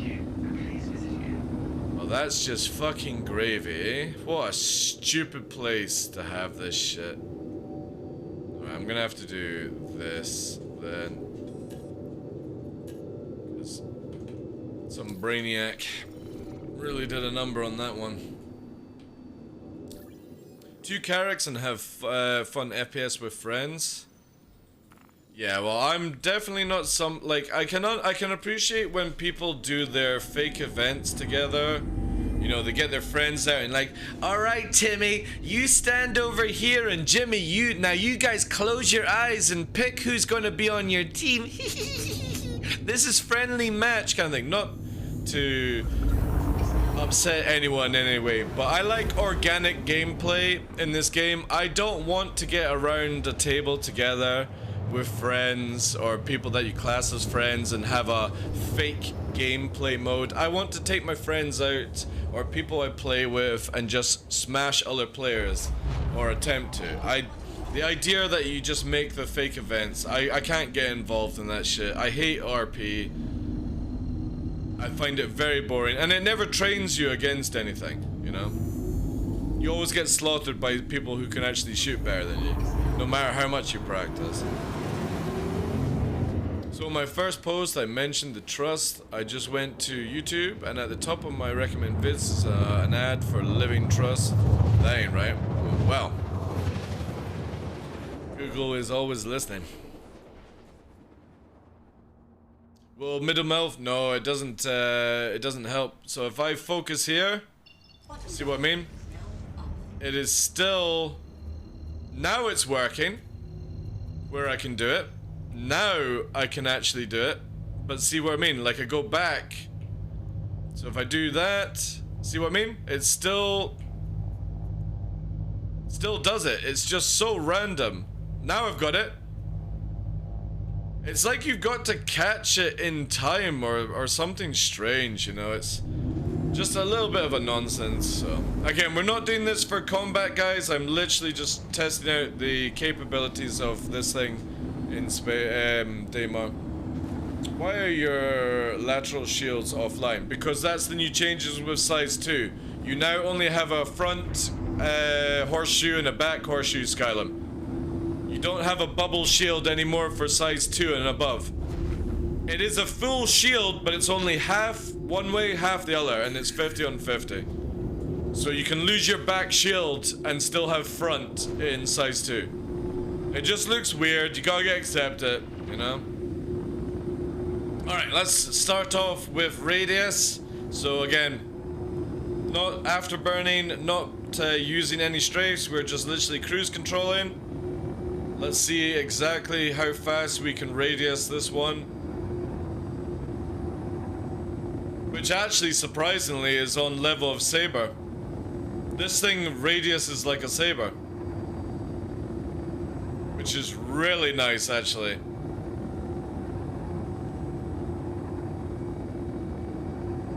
Really nice. I was not expecting it to maintain this speed.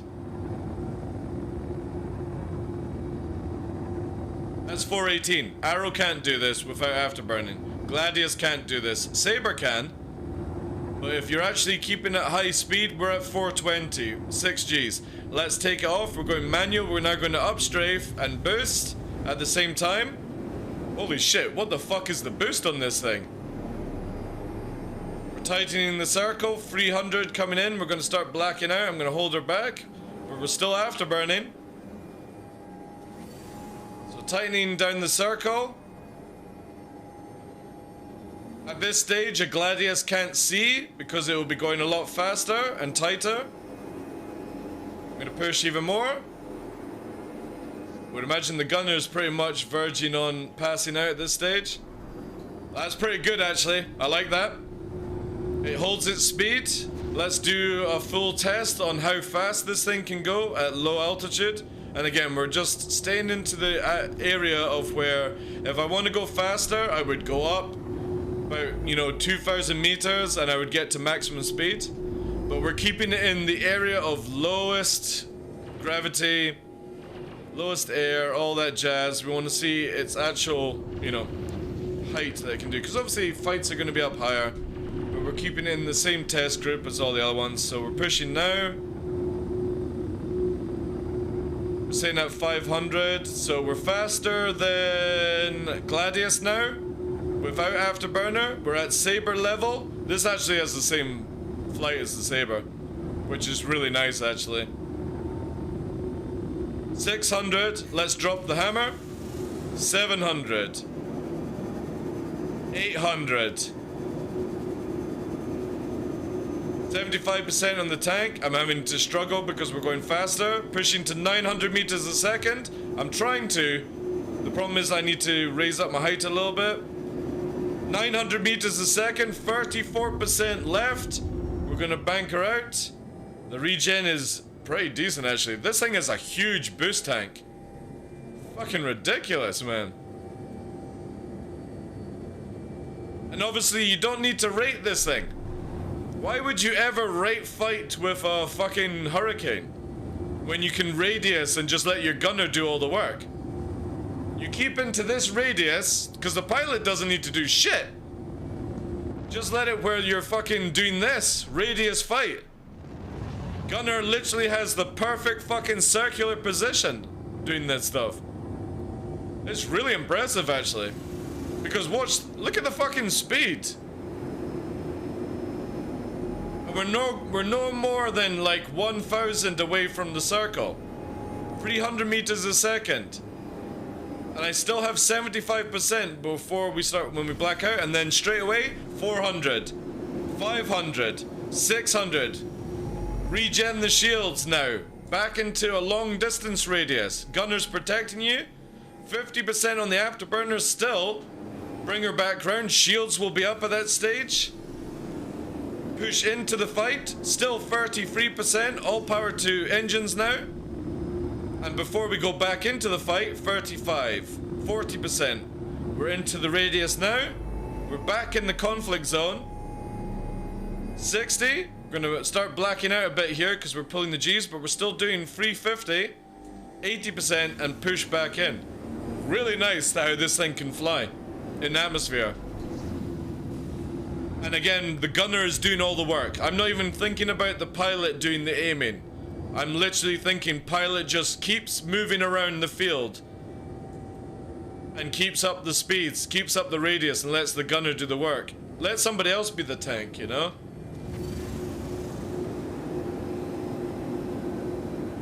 This is really, really good. Look at the fucking boost tank on it, man. We're doing 400 meter second radius. It's dropping now because I'm pulling it in too tight. We're gauging the blackout now because we're pushing 7 Gs. I'm up strafing. 8 Gs. Pushing her now even more. 350. But we're staying really, really fast at that stage. We're not losing our energy. Now, if we're going to go into rate fighting, this is where this thing's going to suck balls, I think. Just like the Saber, yeah. So again, it is struggling to get its nose up and around.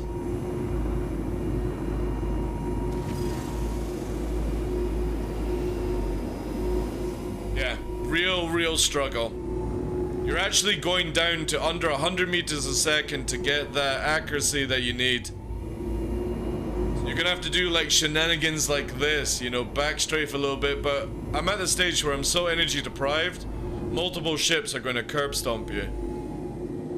So definitely radius fighting, if you're doing like fleet engagements, just have this thing circle 1,000 and just pelt. Or 500 if you keep it tight, but then if you go into a 500 radius, you're going to black out pretty fast if you keep her fast. So I'm gonna do a hard one now. So we're down to 300. I'm gonna try and get the speed up. 250. 300. But we're in a very, very tight circle at this stage. Not drifting out too far, and yeah, she's gonna black out if you go any further. And obviously this is going to be worse on Microtech or Hurston, where your radius is not going to be as big and at speed, because you'll black out, because it's harder. And obviously you're going to be lighter on Yellow and Selen kind of areas, where obviously lighter fighters are going to be able to catch up with you easier. So this thing is king at radius in Daymar and maybe a harder atmosphere where like Arrows and Gladius are going to struggle on. But obviously, if we go lighter, other ships are going to be able to turn faster in the circles. But very impressive actually. This thing does have an incredible tank now. The question would be is, because they have nerfed the turret's speed, is this thing going to be more like how I'm describing it in Atmosphere? Where you basically keep a perimeter and you just keep moving? Or are people going to actually risk trying to get the pilot's nose around? I personally wouldn't use, unless you're winning the field, but say you've got multiple fighters on you, I would most likely prefer to stay fast and radius and let my gunner literally just kill anything that's trying to chase after us at that stage. Always having the way to just turn and move. Radius in to the fight, you know, keeping up, letting my lights deal with certain situations. Again, it all depends on what you're doing at the time, you know. But if you're bringing this thing in with like a gunner and maybe a couple of Gladius, I wouldn't bring this in close range. I would generally try and orbit at 500 at speed and let the gunner just have free reign at shooting, instead of trying to make it too difficult. Especially because the moment that you hard turn here, like look, 200, gonna have to burn 190, 150. We're very much staying on the spot. You've got no desync as a backup now, so you're gonna get hit at full pelt once they sort ESP and other problems that they've got. We're looking at it in that sort of scenario. And I think generally keeping up to speed to pull out of a fight and let your gunner do all the work is going to be a much more viable tactic than being like, I'm the gunner as well. I want to do the piloting and the killiting and all that shit. Fair enough, Panther's 101 Panther shots is pretty good, like. I think that is actually what it's like in 316 though, but you know what I mean? Like, you're so slow right now. And if you start doing this shit, this doesn't create desync anymore, and you're just gonna stall yourself out if you try and be like, right, I need to turn on this person. And you see here, we've got the wobble, the wibble. Back to 100 meters a second. I gotta fucking go!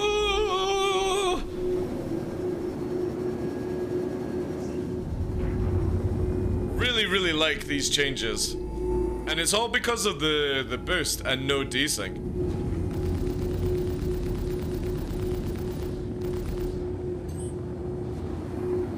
Very good. Yeah, so definitely I would say this is, depending on the turret. Depending on the turret, this is still, I would say, a very viable ship for the way the game is going. Would that be the same for the Vanguard? The Vanguard is very, very slow flying wombat. So right now, I don't even think the Vanguard should go into atmosphere. I think it should stay in space. That's just my personal opinion. Or you stay at height. So again, in this game, gravities and different air densities, and there is that shit in the game where you have the gravity, the density. Vanguard, for example, can't go that low, right? It would have to stay at this height where you can see that this is where you would fight with a Vanguard in atmosphere. because you could actually sort of keep your speeds up. But then you've got to remember that the higher you go, the faster a light fighter can go and the easier it can stay behind you. Because if you turn round, you slow down. And again, you can't do the backstrafing bullshit thing at this height. So, it's just very dependent on scenario, basically. Very, very dependent on scenario. I would always say that a Vanguard should just stay in space right now, because it is going to get fucking curb stomped, because you just can't use desync as a get around. You know when in like 3.16 you're fighting a Vanguard in atmosphere and you see it like that and it's hitting you, because on their screen you're just sitting in front of them, you know? It's like look at this swan. Obviously probably not the best of ideas for me to just sit AFK. Let me quickly get the boost on. Look at this.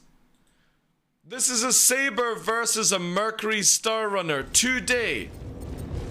Let me quickly get a regen in here. He's not hit me yet. I'm in the Saber. Mercury remember? Star Runner without a gunner. Fucking Saber. Big fuck. In 3.16, that Mercury Star Runner would have hit me. It would have taken my shields down, maybe killed me before I got it. That whole fight, it didn't even fucking hit me. At all, because there's no desync, positional desync. So what I see that Mercury Star Runner is how it's doing. He's not hit me yet. I'm in the Saber, remember? Big fuck. A lot of people do, because in 3.16, it's the same with Vanguard's Noxtron. In 3.16, you can actually do this shit, because desync allows you to do these magical turns that are not meant to happen in the game. 3.17 makes it where when I see the Mercury Star Runner nosing like this, I dip down. You can see my dip there. So as it's shooting, I positionally move myself out of its fire arc. And look at that. It's not hit me yet. It's struggling to outturn a fucking Saber, because this is how the ship is meant to fly. If this was the same scenario in 3.16, my Saber shields would be gone. Because I would see it doing this shit, but it's still hitting me. This is insane. Because again, I'm doing this in a Saber. It's in a rate fight under 200 meters a second. You can see it. I have no movement right now, but I can actually still outturn a fucking Mercury Star Runner. This is big. This means that all the people that sit in their Sentinels thinking they're fucking hotshots are fucked. Absolutely fucked. Remember when I came back to streaming and myself, Tough Mudder and Fresh are fighting the Sentinels and all the big ships, you know? I couldn't engage them by myself because I would go up against one of them and it was just, positionally I'm fine, but I'm getting hit by a Sentinel. They didn't have any gunners and they were shit at EMPing. But in 3.17, I might be able to actually do it, because I might be able to positionally move myself out of firing arcs. Because I might actually have that information at hand that lets me know when to move in certain positions in atmosphere. Ducking down. In the Saber, remember? Big fucking. Like this stage here. It is fucking pelting. And quickly get a regen. And it's just going over my head because I've managed to get myself just underneath the arc at that one time. He's not hitting. And there we go. I'm in the Saber, remember? Big fucking Saber. That's cool. That's really, really, really, really, really fucking cool for this game. That will take away all the nonsense of where some people think they're fucking good at this game, and most of the time, the only reason that people think they're good is because they're hiding behind the desync positional blanket, where what you see on the screen is not actually what's happening. And you can always tell when you're able to outposition somebody and the only reason they hit you is because of positional desync. You can always tell in 3.16 when it's happening, because they just don't look like they can get the firing arc round on fixed weapons or gimbal, and they still hit you even though they're facing like 90 degrees away from you. That's when you know there's some shit going on. Would Gladius be the standard ship for escort role? I would say Gladius is like the standard fighter for any reason. I would say Arrow is more designed for maybe small gank interception kind of running, because obviously Gladius and again, it just depends where CIG go with certain ships, you know. I would say Gladius is your standard though, definitely.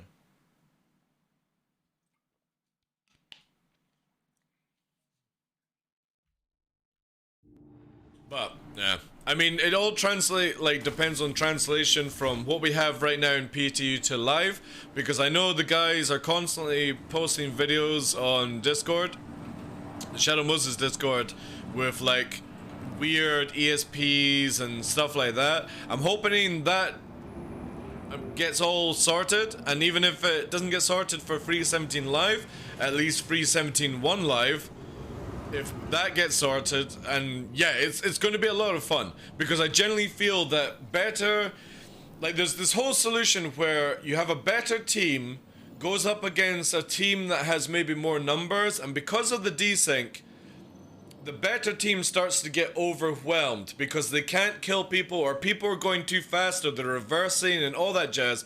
And I generally feel that the better team now is going to take out more people faster before there's ever an issue in the game. And that's something that's going to separate the big boys. Not that I'm saying in the big boy category, but you know what I mean. Like, you always get this sort of like banter between, you know, like the cringe and the chest beating and all that shit. It's going to be really nice to see people getting slapped about until they actually learn to be better instead of hiding behind cheese. It's something I've waited for a very long time in this game, where we just don't have any cheese. We've got a decent flight model. It's not unathletic. The weapons are balanced out. CIG has their shields. The foundation of the game is like this. This is where I can't wait to see things. No more nonsense, you know. 317 definitely has the beginning of it. Is it going to be the perfect patch? No. Is it going to be something that gets us on the right track? Yes. And getting this game on the right track is certainly what a lot of people are waiting for. It feels like it takes years just to make one little advancement, though, sadly. Looking at my time, I don't know if I've got... You know what, we'll do one little run in the Arrow. I think that'll be probably my time today. Again, today is going to be a short stream, guys, purely because I've got to sort out the Toby tracker, and I have to get the dogs out because I couldn't do it this morning. And yeah, generally, this is my 9th show in a row. I need just a couple of hours to mentally refresh myself, because next week, starting Thursday, we've got all the Toby stuff as well, so 30 days streaming is gonna be no joke. Like, even if it's only like 30 minutes a day, this is the longest I've done in a very long time, back to back. 9 shows is it's a bit of a killer. Like, I want to try and do the 30. I'm not convinced I'm going to be able to do it though. Right now, I'm not. We'll have to see.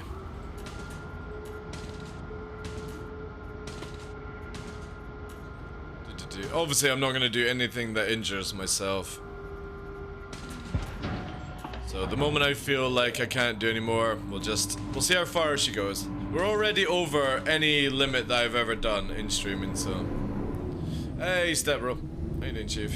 Welcome in.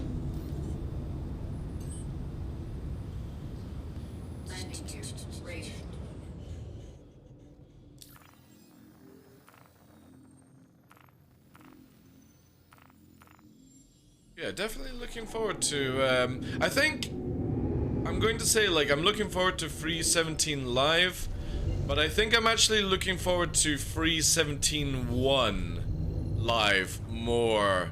Just because I really want to see what that Scorpius can do. Ooh. That was a Connie, I think. I couldn't check to see what it was when I targeted it, but I think I saw Connie-ish sort of engines. Like the four together kind of thing.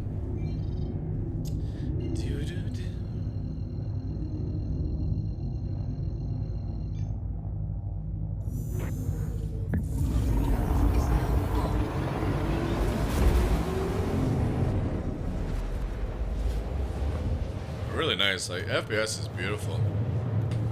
Hope that kind of goes through as well.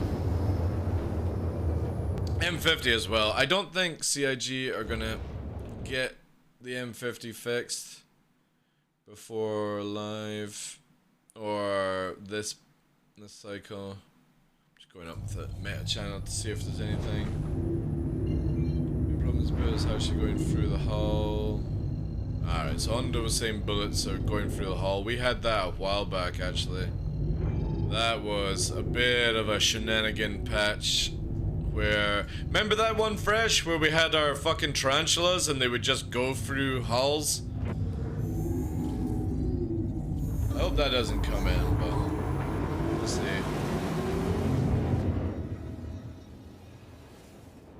Virgil's saying it's looking good, so... we shall see.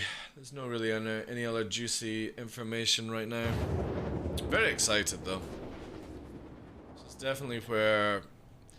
It's been a while since I could probably say that by the end of this year, there might actually be some good stuff. Last year was pretty dire, to be honest. I'm not sure if 2021 was... Or, sorry, 20 was any better, really.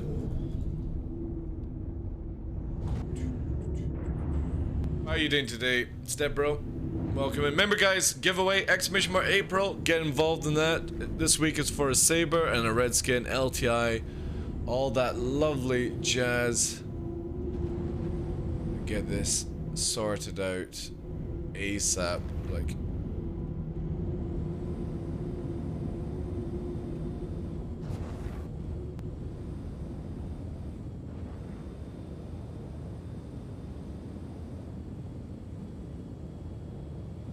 And we are going to be doing a bit of a sub-challenge starting on the 11th, which is Monday, to the 24th. We are going to try and do a sub-challenge that we're with Twitch. We're ourselves and another 149 UK partners. The challenge is at 250, 750 and onward subs, you get swag. If we get 750, there's a key light and some other things involved. So we'll put that one out. It should appear like here as a wee red bar or something like that, if I've got it set up right. I don't expect to actually hit the targets, especially being back for on Twitch. But again, we're doing this with Twitch, so as a partner, we'll whack it up and hope for the fucking best. Let's see where we go. I think we can do 250. 250 is a reasonable number on top of what we're already at just now.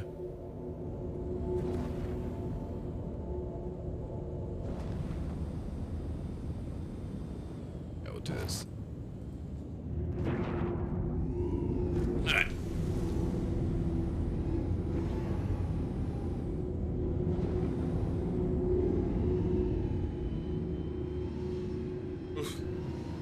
The moment that this thing closes in on the rate, fuck me, like, it's insane.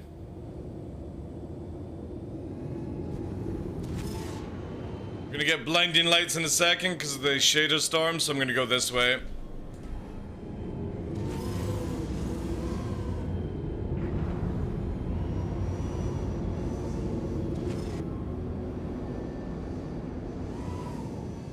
Look at the tiny afterburner tank though, it's nuts, man. And it still regens the same speed as the Saber. It's really, really cool, actually.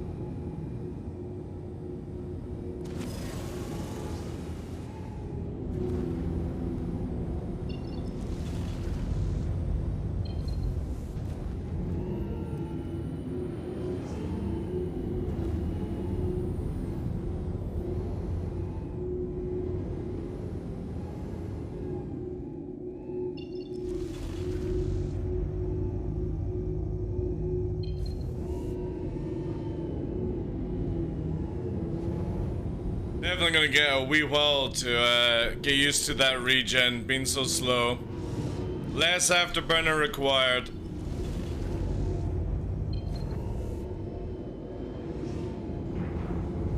I have to do a lot more pre-banking like this. We didn't pre-bank enough. Oh, fuck. Uh-oh. An ion. Right. We're up against an ion. This will be a good test. But I need to get my wing fixed.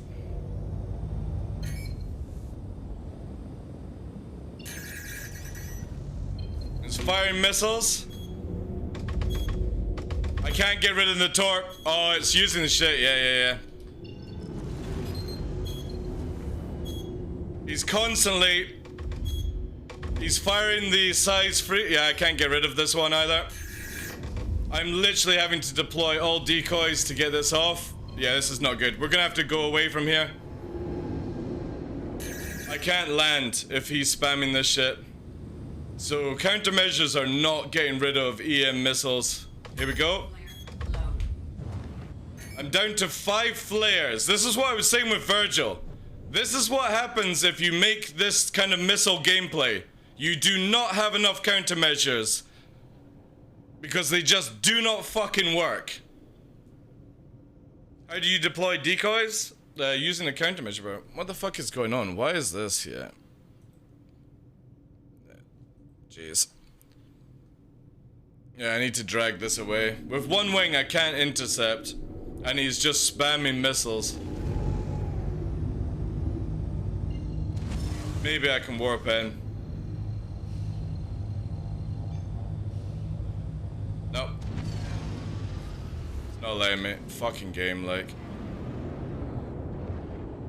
Fucking game, man. How fucking stupid is that? I had to dump.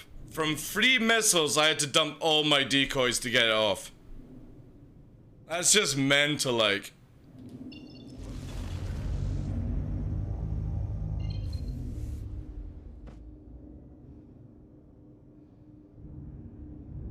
Yeah, we'll push quite hard in here.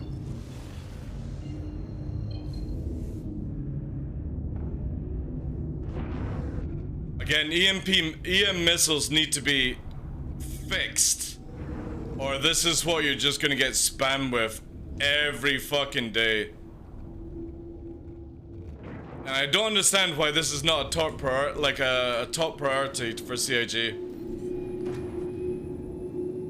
A whole of 316 we had, and it's now seems to be even worse in this. I love this though. Look at that, so fucking cool. Repair in progress, do not lift off.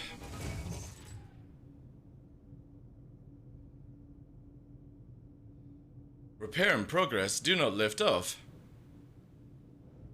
There we go.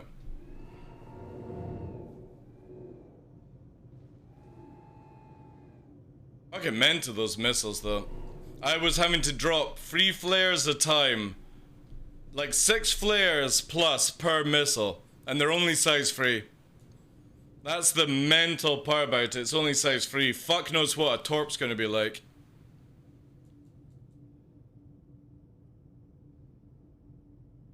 I wonder if the Ares will get its gun aimed at small ships again. No, it won't. Like, you shouldn't even be considering to use it against a light fighter. That's why the missiles are being used. If I get up on that Ares, it won't be able to survive.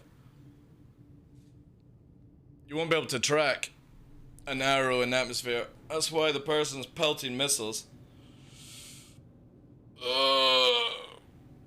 And hopefully they can sort out, because that's dreadful. Yeah, you won't be able to fight arrows and gladius and an Ares with the gun. You'll have to use the missiles. And it's only because the EM stuff is so bugged right now. Maybe they did sort out. It's not sorted out, dude. Again, you shouldn't... For one person firing 3 missiles, you shouldn't be out of fucking decoys, dude. That's not gameplay. That's dumb as fuck. Imagine if there was 2 or 3 Ares, you know?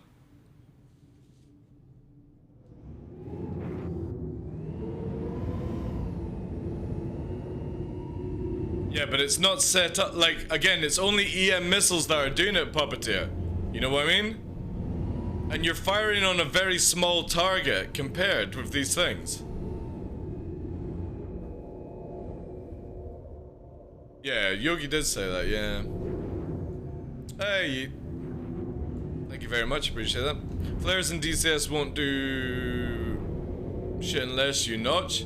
Yeah, but you can't notch in this game though, Puppeteer. You either drop a flare, or at the last split second you hope to fuck to get it past you. You can't notch. And it's so easy to target and lock on people, you know? Again, you fire any other missile. You fire a, go and fire a cross section. Go and fire a, thermal. You can flare it off. Only EM you can't get rid of. Because we don't actually have fucking chaff in this game. We've only got flares. And noise is not a chaff, like bursting chaff. We don't have chaff. So if they want to make it where we're doing like that nonsense, we need chaff and flare, not this stupid noise blanket. I need to be able to jettison out fucking capsules.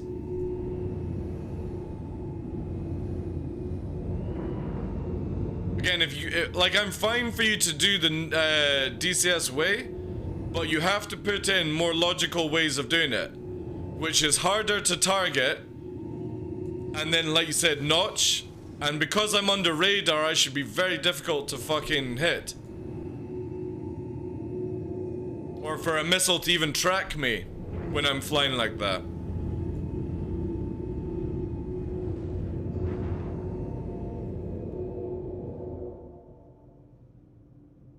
Puppeteer can explain that one to you, DeMarco. Blade Runner reminds me of this game. Blade Runner? Really? If anything, I would have said Dune for what you're actually seeing on the screen. Also, where is the Ares gone? Like, I kind of feel like the Ares just ran out of missiles or killed itself. I don't know what's going on. Because I didn't warp anywhere. Dune, yeah. No, EM missiles are very much broken, Puppeteer.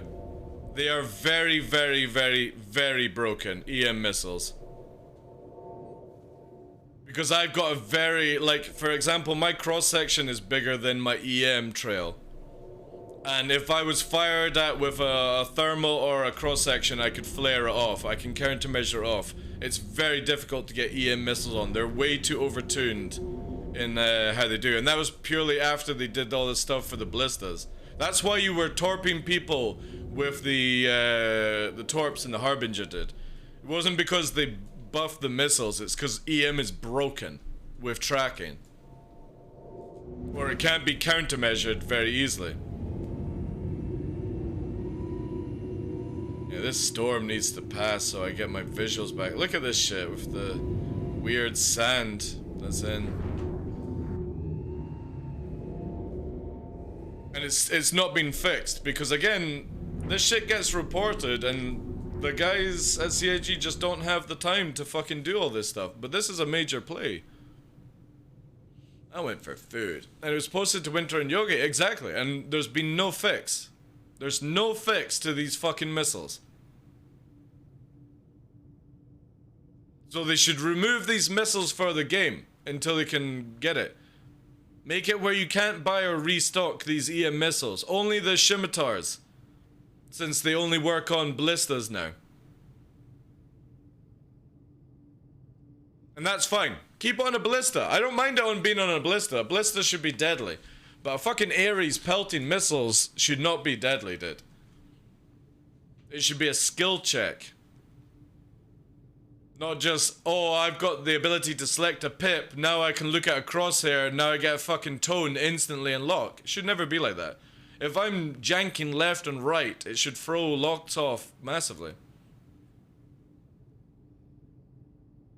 TV Liquid is nice. Nice. I just pulled out a screw that locks the twist on the left stick to the twist on the vert. This is gonna take some time to get used to. Now I'm flying. Take out the twist on the left twist for my verts. Alright. Oh, you're going that way. Right. So again, until CIG have the time to make notching minigame mechanics, Puppeteer, they have to lower down the way EM is tracking right now.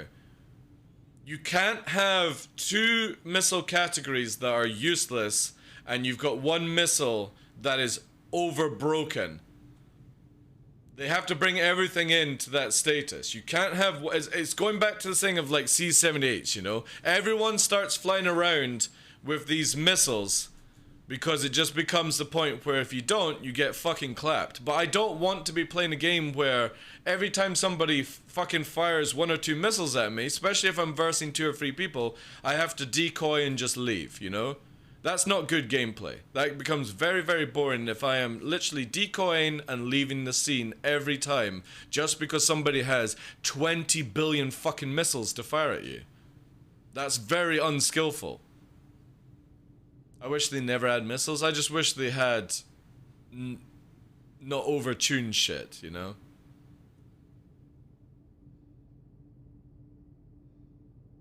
Yeah, missiles are a goddamn nightmare against my Centaur. Yeah, exactly, because it's an insta-win button. Exactly. Because they're over-tuned. And again, this was reported in 3.16, and nothing has been done in 3.17. Nobody has lowered down anything on these missiles. They're still... Actually, I feel they're worse, because of no desync now.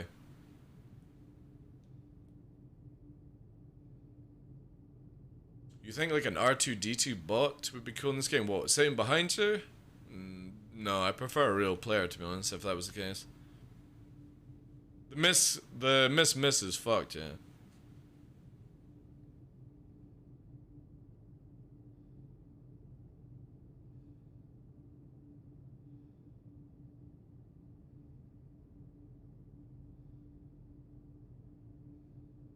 Hey, Donald, welcome in. So yeah, I hope that they can try and figure out, because again, it's going to be where if I see an Ares, for example, I'm just going to start pelting missiles at it as well. If I have to go through a barragement of missiles, I'm going to do the same. Yeah. That was from desync, you know. I might have to get to the point where we go into Arena Commander and, or like, I'll get somebody who's on comms to fire missiles at me, Puppeteer, and see exactly how I can dodge them. It might be just to extreme where I can maybe dodge a size 3 now. But I'm so in the mind of desync missiles that the moment that you can't flare them off, you're dead. You're absolutely clapped. So, if it's going to be where I just fucking missile barrage people, then I guess I'm gonna have to missile barrage people. If that's how it will be, then that's how it will be. I don't really want it that way, you know? But see here, I can't even fire my own missile. It's not even firing, guys. Maybe because we verticate. I don't know. Oh, yeah, I can't even fire. Yeah, we verticate. Yeah, verticate. Lots of verticates, like. Alright, we'll just call that there anyway. Because obviously it's a short stream. It is a short stream today, guys. I need to go and do some RL stuff. Hopefully we'll get a patch out on the Saturday. And we can test it all tomorrow and all that good stuff. Let me just get yeah, we'll put this on as we head out. I think you can pull up and roll. Well, against missiles. I think we might need to do that tomorrow. Some missile testing to see exactly what happens. Maybe you can actually dodge missiles and my complaint won't be as much. We'll have to test it. But having to fire like 6 flares to get rid of 1 missile is an insane amount. Because I'm not looking at it in a 1v1 situation. I'm looking at it if there's two people continuously spamming missiles at me. Some ship has like 20 missiles. It'll be an absolute nightmare.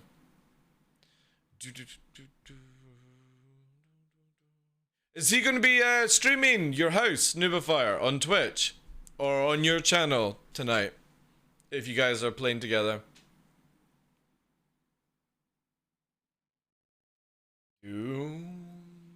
I would countermeasures to work as well. Countermeasures do work. It's only against EM missiles that they don't.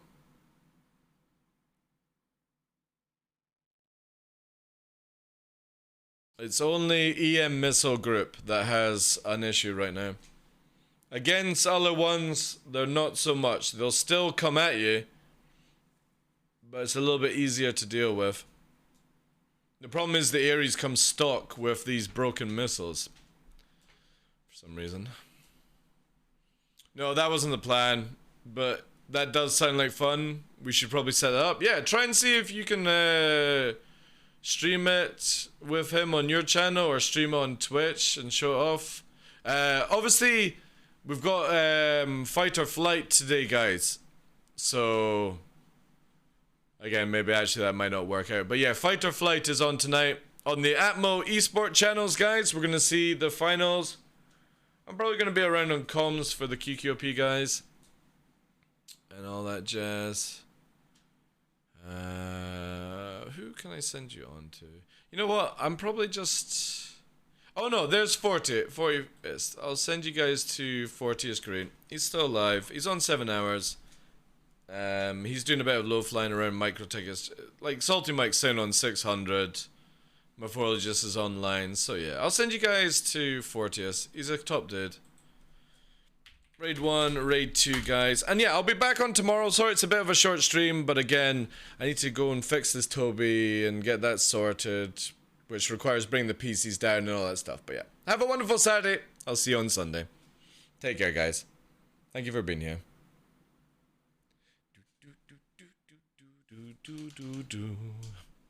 Oof, remember, daily code as well, guys. Just saying above my name right now.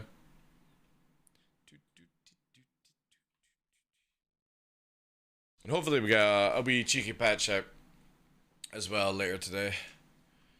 Rollerkip, thank you very much for being here. Puppeteer, my arch, thank you very much for the information, dude. I'll appreciate it. Les Bazaar, thank you. Susan Donald. O'Donnell, is it? Not, oh god, I can't see that. O'Donnell, there it is. Susan O'Donnell. Flame Wombat, Vinny, Vega, Glitch UK, thank you for being here, guys. Mr. Tuvo, have a wonderful Saturday, guys. See you on the flip side tomorrow. Yeah! Misery 1, take care, guys. Enjoy 40ist Green stream.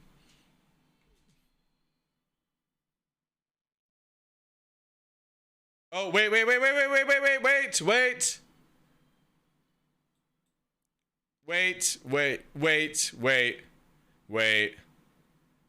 He just literally turned his stream off. Fuck's sake. Shit. He literally just turned his stream off. Fuck. Shit. Ah!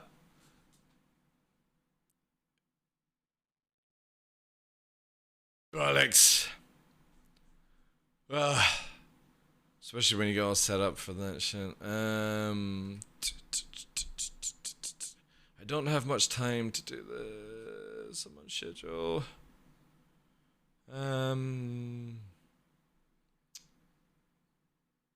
Yeah, you know what, guys? I don't have time to play the minigames. I don't have people on my list. I'm just gonna let you go. Not Morphologist. Morphologist, like, these guys have got 250 plus numbers, guys. You know what I mean?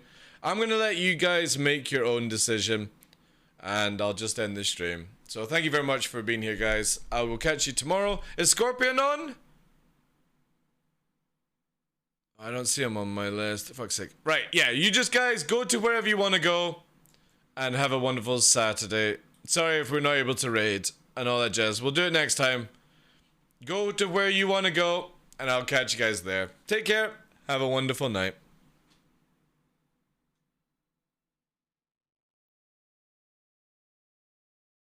Remember the code.